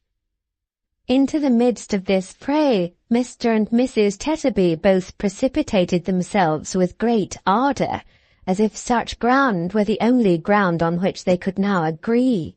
and having, with no visible remains of their late soft-heartedness, laid about them without any lenity and done much execution, resumed their former relative positions. "You had better read your paper than do nothing at all," said Mrs. Tetterby. "What's there to read in a paper?" returned Mr. Tetterby with excessive discontent. "What?" said Mrs. Tetterby. "Police." "It's nothing to me," said Tetterby. "What do I care what people do or are done to?" "Suicides," suggested Mrs. Tetterby. "No business of mine," replied her husband. "Births, deaths, and marriages, are those nothing to you?" said Mrs. Tetterby. "If the births were all over for good and all today, and the deaths were all to begin to come off tomorrow, I don't see why it should interest me, till I thought it was a-coming to my turn," grumbled Tetterby. "As to marriages, I've done it myself. I know quite enough about them." To judge from the dissatisfied expression of her face and manner, Mrs. Tetterby appeared to entertain the same opinions as her husband, but she opposed him nevertheless for the gratification of quarrelling with him. "Oh, you're a consistent man," said Mrs. Tetterby, "and you with the screen of your own making there, made of nothing else but bits of newspapers which you sit and read to the children by the half-hour together." "Say used to, if you please," returned her husband. "You won't find me doing so any more. I'm wiser now." "Bah! Wiser indeed," said Mrs. Tetterby. "Are you better?" The question sounded some discordant note in Mr. Tetterby's breast. He ruminated dejectedly and passed his hand across and across his forehead. "Better," murmured Mr. Tetterby. "I don't know as any of us are better or happier either. Better, is it?" He turned to the screen and traced about it with his finger until he found a certain paragraph of which he was in quest. "This used to be one of the family favourites, I recollect," said Tetterby in a forlorn and stupid way, "and used to draw tears from the children and make 'em good if there was any little bickering or discontent among 'em, next to the story of the robin redbreasts in a wood. Melancholy case of destitution. Yesterday a small man with a baby in his arms and surrounded by 6 ragged little ones of various ages between 10 and 2, the whole of whom were evidently in a famishing condition, appeared before the worthy magistrate and made the following recital." "I don't understand it, I'm sure," said Tetterby. "I don't see what it has got to do with us." "How old and shabby he looks," said Mrs. Tetterby, watching him. "I never saw such a change in a man. Oh, dear me, dear me, dear me, it was a sacrifice." "What was a sacrifice?" her husband sourly inquired. Mrs. Tetterby shook her head, and without replying in words, raised a complete sea-storm about the baby by her violent agitation of the cradle. "If you mean your marriage was a sacrifice, my good woman," said her husband. "I do mean it," said his wife. "Why, then I mean to say," pursued Mr. Tetterby as sulkily and surlily as she, "that there are 2 sides to that affair, and that I was the sacrifice, and that I wish the sacrifice hadn't been accepted." "I wish it hadn't, Tetterby, with all my heart and soul, I do assure you," said his wife. "You can't wish it more than I do, Tetterby." "I don't know what I saw in her," muttered the newsman, "I'm sure. Certainly if I saw anything it's not there now. I was thinking so last night after supper by the fire. She's fat, she's aging, she won't bear comparison with most other women." "He's common-looking, he has no air with him. He's small, he's beginning to stoop, and he's getting bald," muttered Mrs. Tetterby. "I must have been half out of my mind when I did it," muttered Mr. Tetterby. "My senses must have forsook me. "That's the only way in which I can explain it to myself," said Mrs. Tetterby with elaboration. In this mood they sat down to breakfast. The little Tetterbys were not habituated to regard that meal in the light of a sedentary occupation, but discussed it as a dance or trot, rather resembling a savage ceremony in the occasional shrill whoops and brandishings of bread and butter with which it was accompanied, as well as in the intricate filings off into the street and back again, and the hoppings up and down the doorsteps which were incidental to the performance. In the present instance, the contentions between these Tetterby children for the milk and water jug common to all which stood upon the table presented so lamentable an instance of angry passions risen very high indeed, that it was an outrage on the memory of Dr. Watts. It was not until Mr. Tetterby had driven the whole herd out at the front door that a moment's peace was secured, and even that was broken by the discovery that Johnny had surreptitiously come back, and was at that instant choking in the jug like a ventriloquist in his indecent and rapacious haste. "These children will be the death of me at last," said Mrs. Tetterby after banishing the culprit, "and the sooner the better, I think." "Poor people," said Mr. Tetterby, "ought not to have children at all. They give us no pleasure." He was at that moment taking up the cup which Mrs. Tetterby had rudely pushed towards him, and Mrs. Tetterby was lifting her own cup to her lips, when they were both stopped as if they were transfixed. "Here, mother, father!" cried Johnny, running into the room. "Here's Mrs. William coming down the street." And if ever, since the world began, a young boy took a baby from a cradle with the care of an old nurse, and hushed and soothed it tenderly, and tottered away with it cheerfully, Johnny was that boy, and Moloch was that baby as they went out together. Mr. Tetterby put down his cup. Mrs. Tetterby put down her cup. Mr. Tetterby rubbed his forehead. Mrs. Tetterby rubbed hers. Mr. Tetterby's face began to smooth and brighten. Mrs. Tetterby's began to smooth and brighten. "Why, Lord forgive me," said Mr. Tetterby to himself.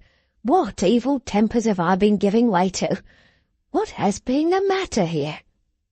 How could I ever treat him ill again after all I said and felt last night?"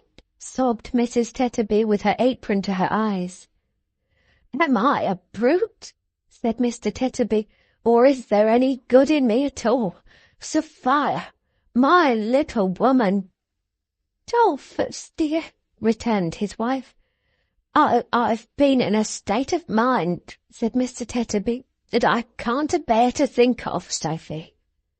"Oh, it's nothing to what I've been in, Dolph," cried his wife in a great burst of grief. "My Sophia," said Mr. Tetterby, "don't take on. I never shall forgive myself. I must have nearly broke your heart, I know." "No, Dolph, no. It was me, cried Mrs. Tetterby. "My little woman," said her husband, "don't. You make me reproach myself dreadful when you show such a noble spirit. Sophia, my dear, you don't know what I thought. I showed it bad enough, no doubt, but what I thought, my little woman—" "Oh, dear, Dolph, don't, cried his wife. "Sophia," said Mr. Tetterby, "I must reveal it. I couldn't rest in my conscience unless I mentioned it. My little woman—" "Mrs. William's very nearly here," screamed Johnny at the door. "My little woman, I wondered how—" gasped Mr. Tetterby, supporting himself by his chair. "I wondered how I had ever admired you. I forgot the precious children you have brought about me, and thought you didn't look as slim as I could wish. I never gave a recollection," said Mr. Tetterby with severe self-accusation, "to the cares you've had as my wife. and along of me and mine, when you might have had hardly any with another man, who got on better and was luckier than me. Anybody might have found such a man easily, I'm sure. And I quarrelled with you for having aged a little in the rough years you have lightened for me. Can you believe it, my little woman? I hardly can myself." Mrs. Tetterby, in a whirlwind of laughing and crying, caught his face within her hands and held it there. "Oh, Dolph," she cried, "I am so happy that you thought so. I am so grateful that you thought so. For I thought that you were common-looking, Dolph, and so you are, my dear. And may you be the commonest of all sights in my eyes till you close them with your own good hands. I thought that you were small, and so you are, and I'll make much of you because you are, and more of you because I love my husband. I thought that you began to stoop, and so you do, and you shall lean on me, and I'll do all I can to keep you up. I thought there was no air about you, but there is, and it's the air of home, and that's the purest and the best there is, and God bless home once more, and all belonging to it, Dolph." "Hurrah! Here's Mrs. William!" cried Johnny. So she was, and all the children with her, and as she came in they kissed her and kissed one another and kissed the baby and kissed their father and mother, and then ran back and flocked and danced about her, trooping on with her in triumph. Mr. and Mrs. Tetterby were not a bit behindhand in the warmth of their reception. They were as much attracted to her as the children were. They ran towards her, kissed her hands, pressed round her, could not receive her ardently or enthusiastically enough. She came among them like the spirit of all goodness, affection, gentle consideration, love, and domesticity. "What, are you all so glad to see me too this bright Christmas morning?" said Milly, clapping her hands in a pleasant wonder. "Oh dear, how delightful this is!" More shouting from the children, more kissing, more trooping round her, more happiness, more love, more joy, more honour on all sides than she could bear. "Oh dear," said Milly, "what delicious tears you make me shed! How can I ever have deserved this? What have I done to be so loved?" "Who can help it?" cried Mr. Tetterby. "Who can help it?" cried Mrs. Tetterby. "Who can help it?" echoed the children in a joyful chorus, and they danced and trooped about her again, and clung to her, and laid their rosy faces against her dress, and kissed and fondled it, and could not fondle it or her enough. "I never was so moved," said Milly, drying her eyes, "as I have been this morning. I must tell you as soon as I can speak. Mr. Redlaw came to me at sunrise, and with a tenderness in his manner, more as if I had been his darling daughter than myself, implored me to go with him to where William's brother George is lying ill. We went together, and all the way along he was so kind and so subdued, and seemed to put such trust and hope in me that I could not help crying with pleasure. When we got to the house, we met a woman at the door. Somebody had bruised and hurt her, I am afraid, who caught me by the hand and blessed me as I passed.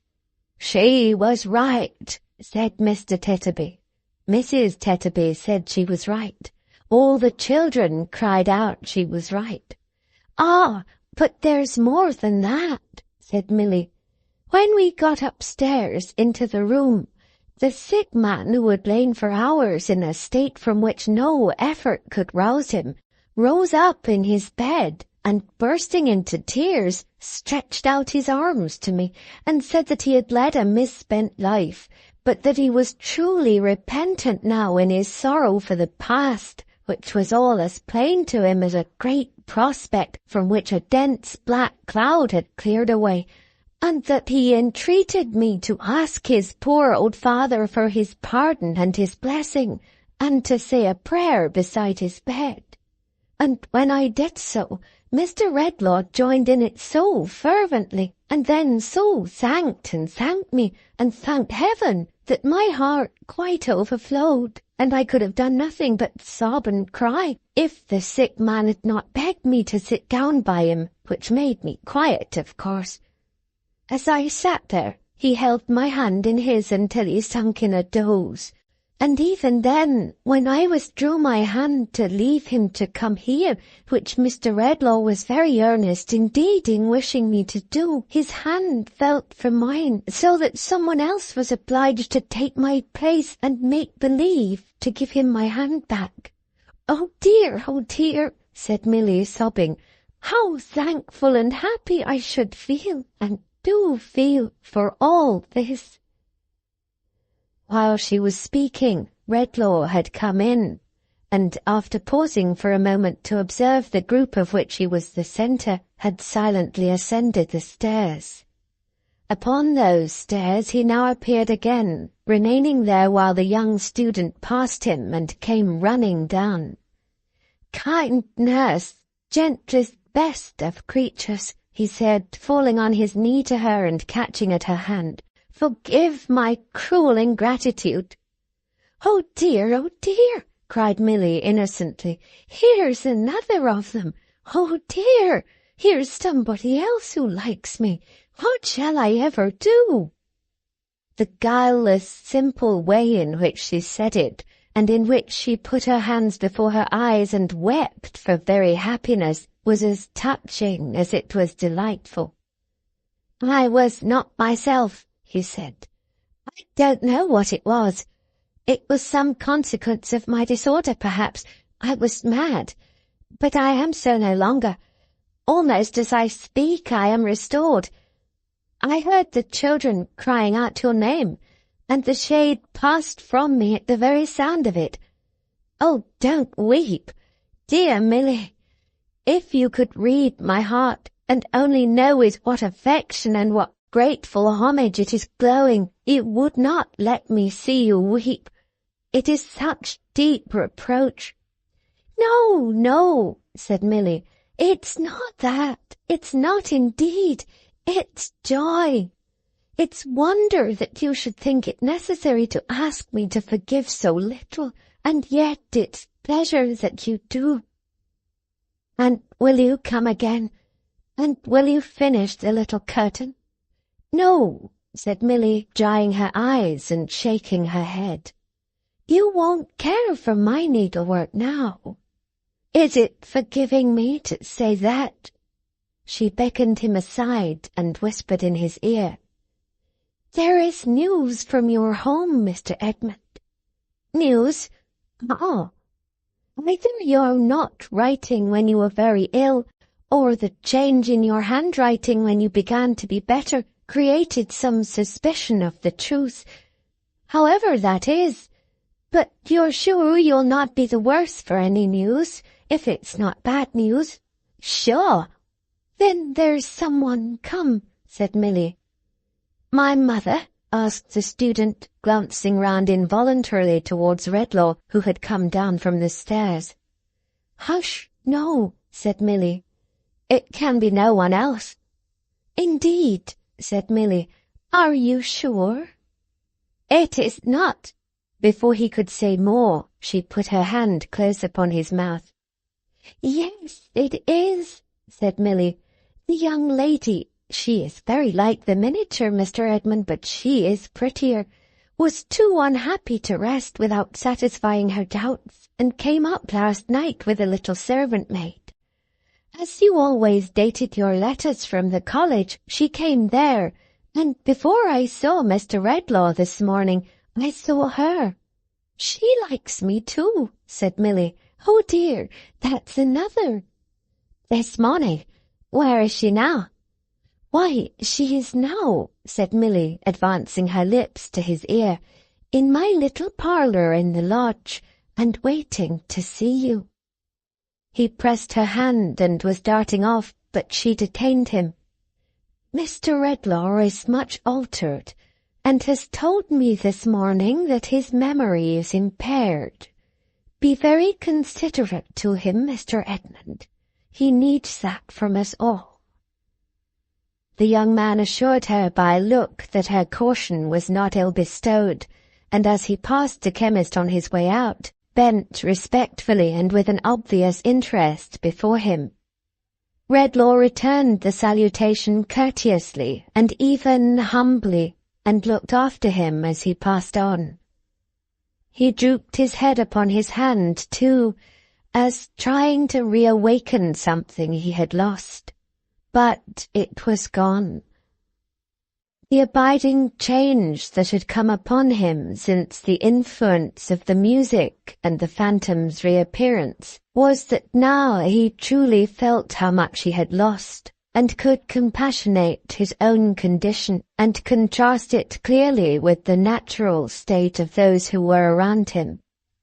In this, an interest in those who were around him was revived, and a meek, submissive sense of his calamity was bred, resembling that which sometimes obtains in age, when its mental powers are weakened without insensibility or sullenness being added to the list of its infirmities.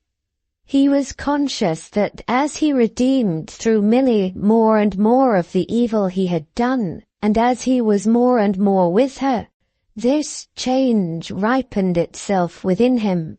Therefore, and because of the attachment she inspired him with, but without other hope, he felt that he was quite dependent on her, and that she was his staff in his affliction. So when she asked him whether they should go home now to where the old man and her husband were, and he readily replied yes, being anxious in that regard, he put his arm through hers and walked beside her. Not as if he were the wise and learned man to whom the wonders of nature were an open book, and hers were the uninstructed mind, but as if their two positions were reversed, and he knew nothing, and she all. He saw the children throng about her and caress her as he and she went away together thus out of the house. He heard the ringing of their laughter and their merry voices. He saw their bright faces clustering around him like flowers. He witnessed the renewed contentment and affection of their parents. He breathed the simple air of their poor home, restored to its tranquillity.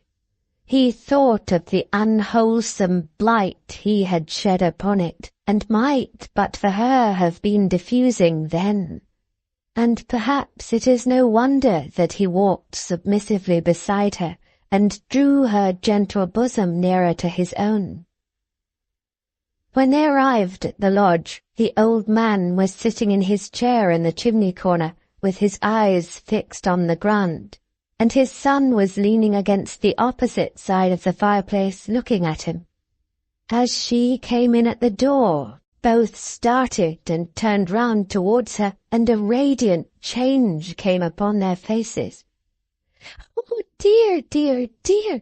They are pleased to see me like the rest," cried Milly, clapping her hands in an ecstasy and stopping short. "Here are two more." Pleased to see her, pleasure was no word for it. She ran into her husband's arms, thrown wide open to receive her, and he would have been glad to have her there with her head lying on his shoulder through the short winter's day. But the old man couldn't spare her. He had arms for her too, and he locked her in them. "Why, where has my quiet mouse been all this time?" said the old man. "She has been a long while away. I find that it's impossible for me to get on without Mouse. Where's my son William? I fancy I have been dreaming, William." "That's what I say myself, father," returned his son. "I have been in an ugly sort of dream, I think. How are you, father? Are you pretty well?" "Strong and brave, my boy," returned the old man. It was quite a sight to see Mr. William shaking hands with his father and patting him on the back and rubbing him gently down with his hand, as if he could not possibly do enough to show an interest in him. "What a wonderful man you are, father!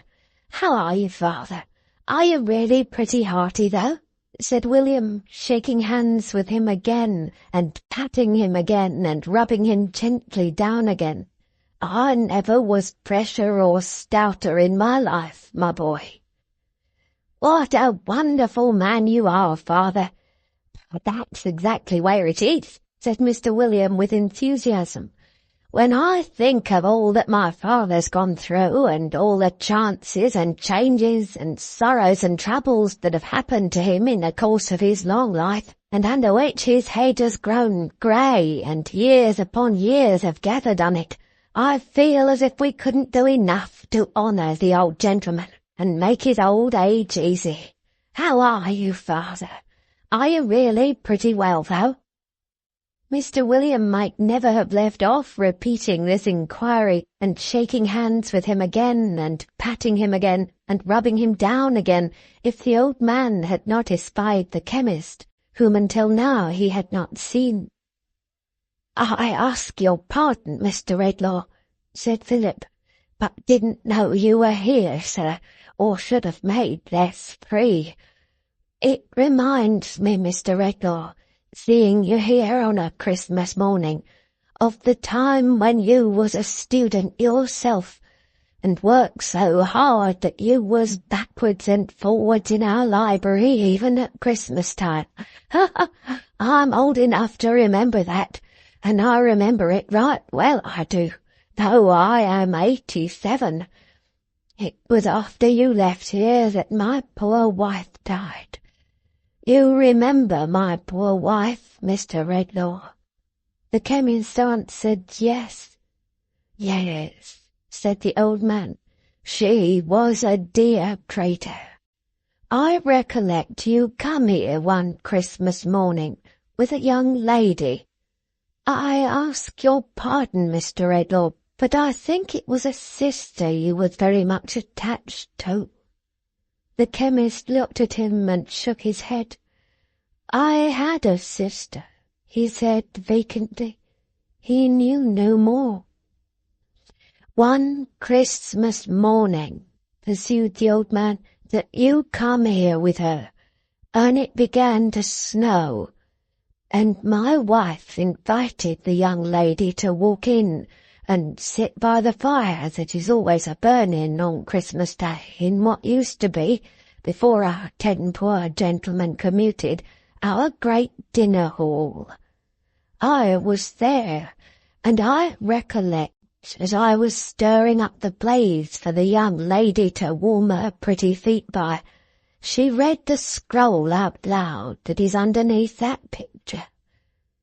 'Lord, keep my memory green.' She and my poor wife fell a-talking about it, and it's a strange thing to think of now, that they both said, both being so unlike to die, that it was a good prayer, and that it was one they would put up very earnestly if they were called away young, with reference to those who were dearest to them. 'My brother,' says the young lady, 'my husband,' says my poor wife. 'Lord, keep his memory of me green, and do not let me be forgotten.'"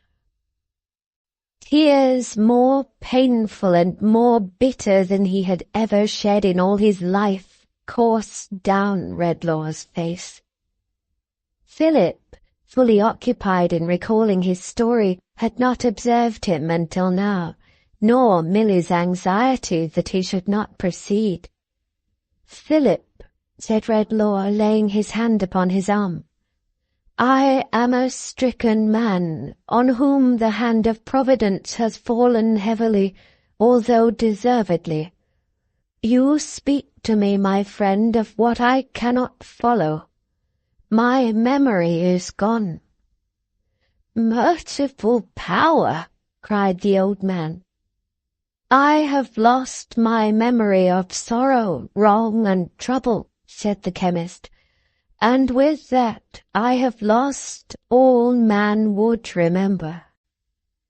To see old Philip's pity for him, to see him wheel his own great chair for him to rest in, and look down upon him with a solemn sense of his bereavement, was to know in some degree how precious to old age such recollections are. The boy came running in and ran to Milly. "He is the man," he said, "in the other room. I don't want him." "What man does he mean?" asked Mr. William. "Hush," said Milly. Obedient to a sign from her, he and his old father softly withdrew. As they went out unnoticed, Redlaw beckoned to the boy to come to him. "I like the woman best," he answered, holding to her skirts. "You are right," said Redlaw with a faint smile, "but you needn't fear to come to me. I am gentler than I was. Of all the world to you, poor child." The boy still held back at first, but yielding little by little to her urging, he consented to approach and even to sit down at his feet. As Redlaw laid his hand upon the shoulder of the child, looking on him with compassion and a fellow feeling, he put out his other hand to Milly.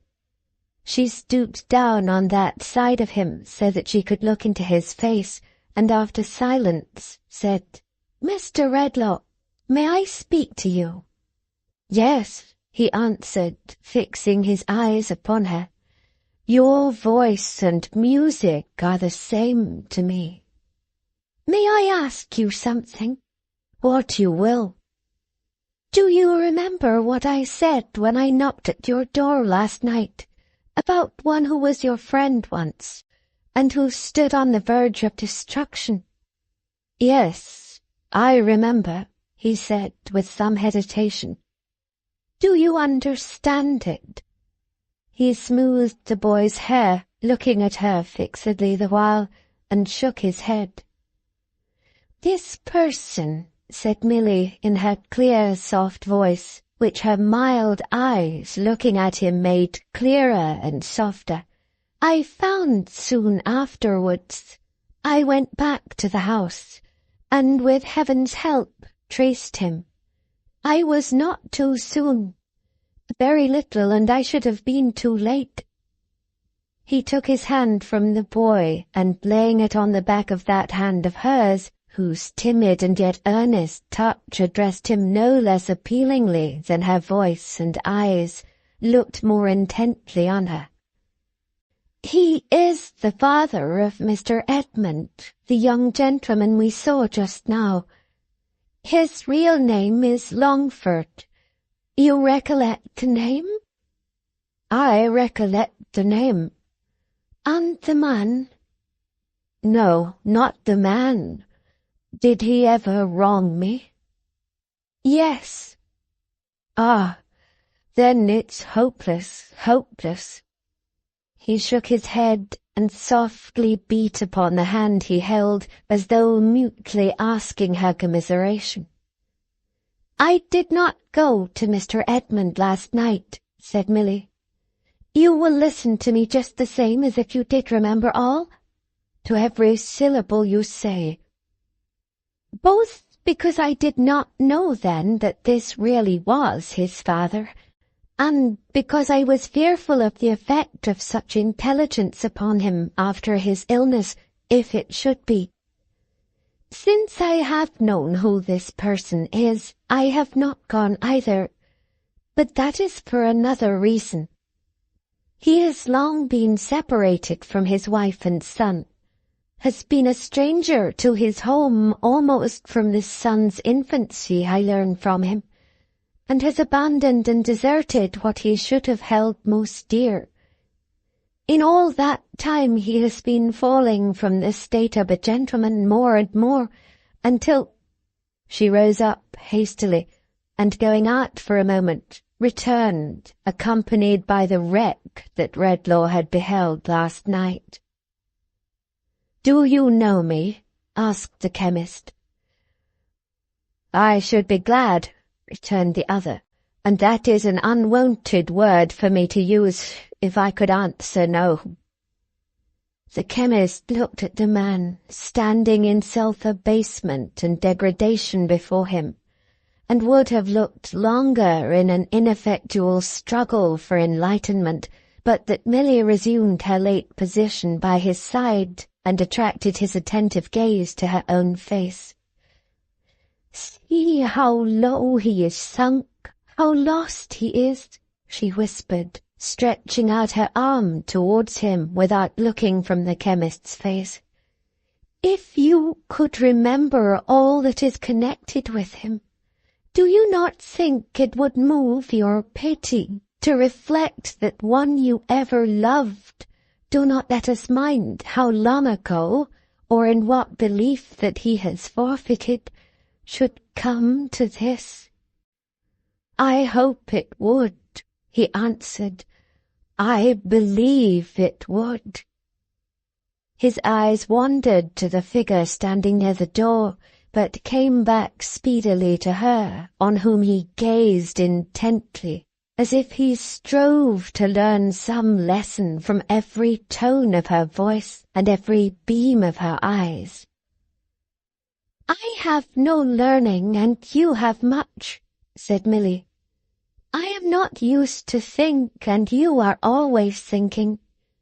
May I tell you why it seems to me a good thing for us to remember wrong that has been done us?" "Yes." "That we may forgive it." "Pardon me, great heaven," said Redlaw, lifting up his eyes, "for having thrown away thine own high attribute." "And if," said Milly, "if your memory should one day be restored, as we will hope and pray it may be, would it not be a blessing to you to recall at once a wrong and its forgiveness?" He looked at the figure by the door and fastened his attentive eyes on her again. A ray of clearer light appeared to him to shine into his mind from her bright face. He cannot go to his abandoned home. He does not seek to go there. He knows that he could only carry shame and trouble to those he had so cruelly neglected, and that the best reparation he can make them now is to avoid them. A very little money, carefully bestowed, would remove him to some distant place where he might live and do no wrong, and make such atonement as is left within his power for the wrong he has done. To the unfortunate lady who is his wife, and to his son, this would be the best and kindest boon that their best friend could give them, one too that they need never know of. And to him, shattered in reputation, mind and body, it might be salvation. He took her head between his hands and kissed it, and said, "It shall be done.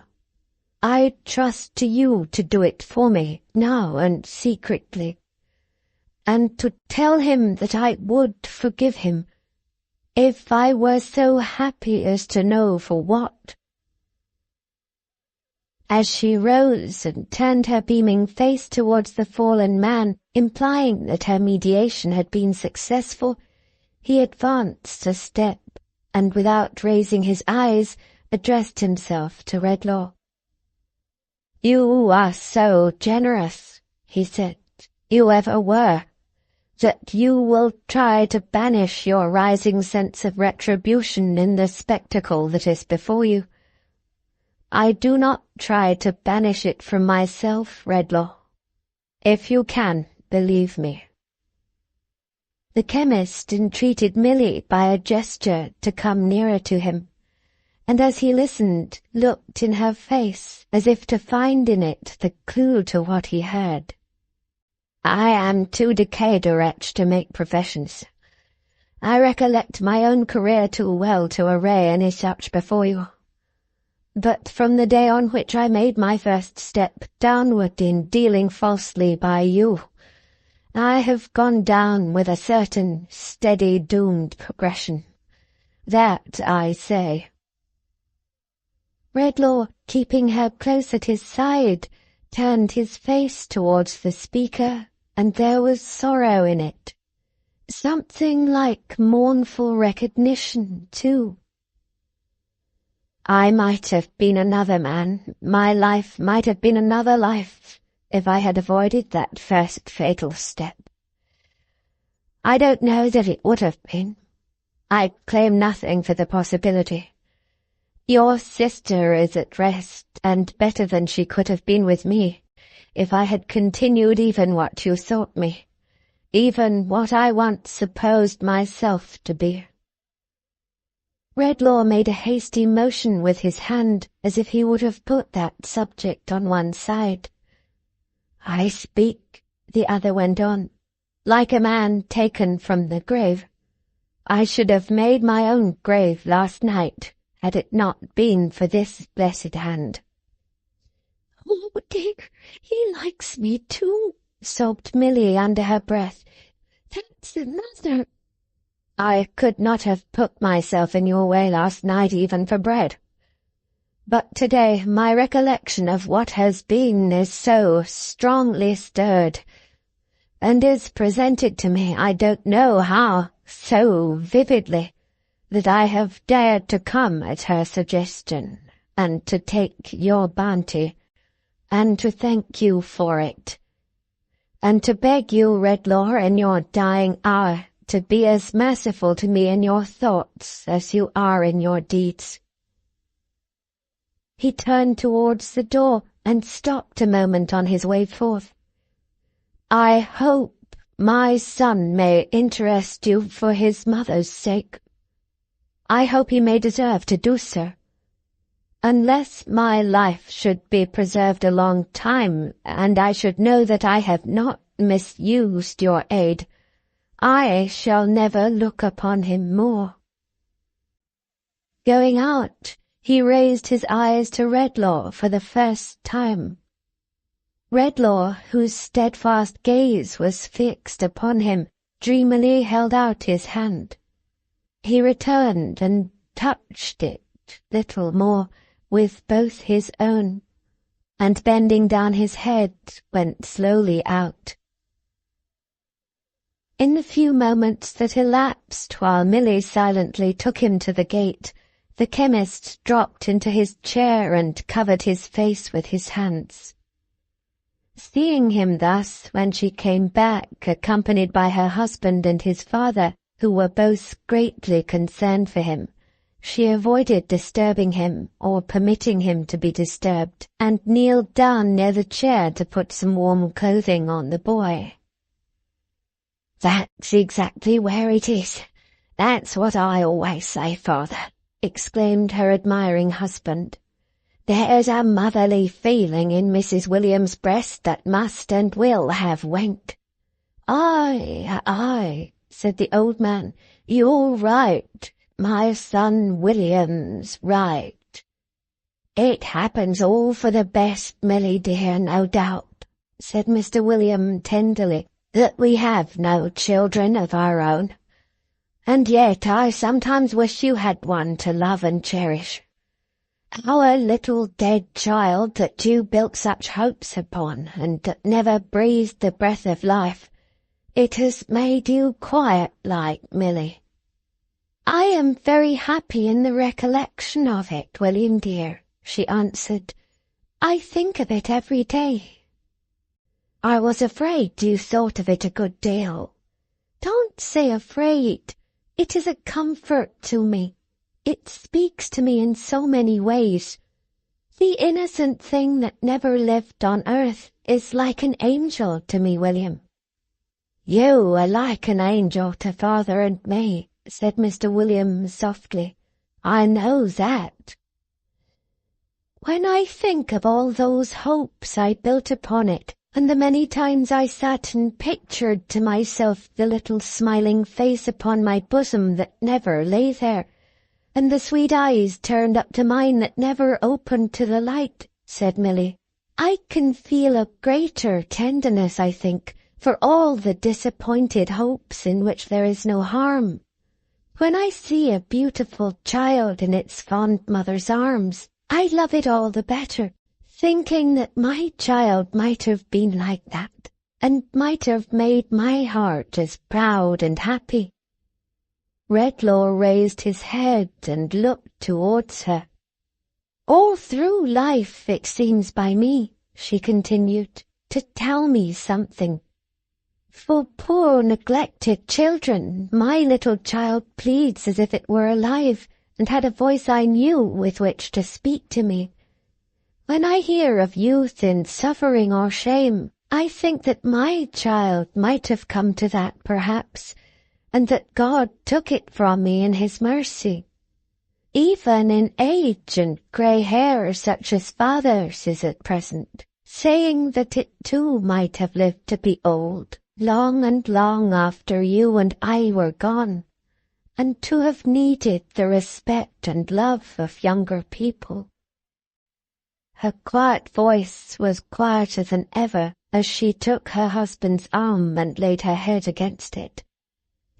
Children love me so that sometimes I half fancy, it's a silly fancy, William, they have some way I don't know of feeling for my little child, and me, and understanding why their love is precious to me. If I have been quiet since, I have been more happy, William, in 100 ways. Not least happy, dear, in this, that even when my little child was born and dead but a few days, and I was weak and sorrowful, and could not help grieving a little, the thought arose that if I tried to lead a good life, I should meet in heaven a bright creature who would call me mother. Redlaw fell upon his knees with a loud cry. "O thou," he said, "who through the teaching of pure love has graciously restored me to the memory which was the memory of Christ upon the cross, and of all the good who perished in his cause, receive my thanks and bless her." Then he folded her to his heart, and Milly, sobbing more than ever, cried as she laughed, "He is come back to himself. He likes me very much indeed, too. Oh dear, dear, dear me, here's another." Then the student entered, leading by the hand a lovely girl who was afraid to come. And Redlaw so changed towards him, seeing in him and his youthful choice the softened shadow of that chastening passage in his own life, to which, as to a shady tree, the dove so long imprisoned in his solitary ark might fly for rest and company, fell upon his neck, entreating them to be his children. Then, as Christmas is a time in which, of all times in the year, the memory of every remediable sorrow, wrong, and trouble in the world around us should be active with us, not less than our own experiences for all good, he laid his hand upon the boy, and silently calling him to witness who laid his hand on children in old time, rebuking in the majesty of his prophetic knowledge those who kept them from him, vowed to protect him, teach him, and reclaim him. Then he gave his right hand cheerily to Philip, and said that they would that day hold a Christmas dinner in what used to be, before the 10 poor gentlemen commuted, their great dinner hall, and that they would bid to it as many of that Swidger family, who his son had told him was so numerous that they might join hands and make a ring round England, as could be brought together on so short a notice. And it was that day done. There were so many switchers there, grown up and children, that an attempt to state them in round numbers might engender doubts in the distrustful of the veracity of this history. Therefore the attempt shall not be made. But there they were by dozens and scores, and there was good news and good hope there ready for them of George, who had been visited again by his father and brother and by Milly, and again left in a quiet sleep. There, present at the dinner too, were the Tetterbys, including young Adolphus, who arrived in his prismatic comforter in good time for the beef. Johnny and the baby were too late, of course, and came in all on one side, the one exhausted, the other in a supposed state of double tooth, but that was customary and not alarming. It was sad to see the child who had no name or lineage watching the other children as they played, not knowing how to talk with them or sport with them, and more strange to the ways of childhood than a rough dog. It was sad, though in a different way, to see what an instinctive knowledge the youngest children there had of his being different from all the rest, and how they made timid approaches to him with soft words and touches, and with little presents, that he might not be unhappy. But he kept by Milly, and began to love her. That was another, as she said. And as they all liked her dearly, they were glad of that, and when they saw him peeping at them from behind her chair, they were pleased that he was so close to it. All this, the chemist, sitting with the student and his bride that was to be, and Philip and the rest, saw. Some people have said since that he only thought what has been herein set down. Others that he read it in the fire one winter night about the twilight time. Others that the ghost was but the representation of his own gloomy thoughts, and Milly the embodiment of his better wisdom. I say nothing, except this, that as they were assembled in the old hall, by no other light than that of a great fire, having dined early, the shadows once more stole out of their hiding places, and danced about the room, showing the children marvellous shapes and faces on the walls, and gradually changing what was real and familiar there to what was wild and magical. But that there was one thing in the hall to which the eyes of Redlaw, and of Milly and her husband, and of the old man, and of the student and his bride that was to be, were often turned, which the shadows did not obscure or change. Deepened in its gravity by the firelight, and gazing from the darkness of the panelled wall like life, the sedate face in the portrait with the beard and ruff looked down at them from under its verdant wreath of holly as they looked up at it, and clear and plain below, as if a voice had uttered them, were the words, "Lord, keep my memory green." The end. Thank you for listening. Please like, share, and subscribe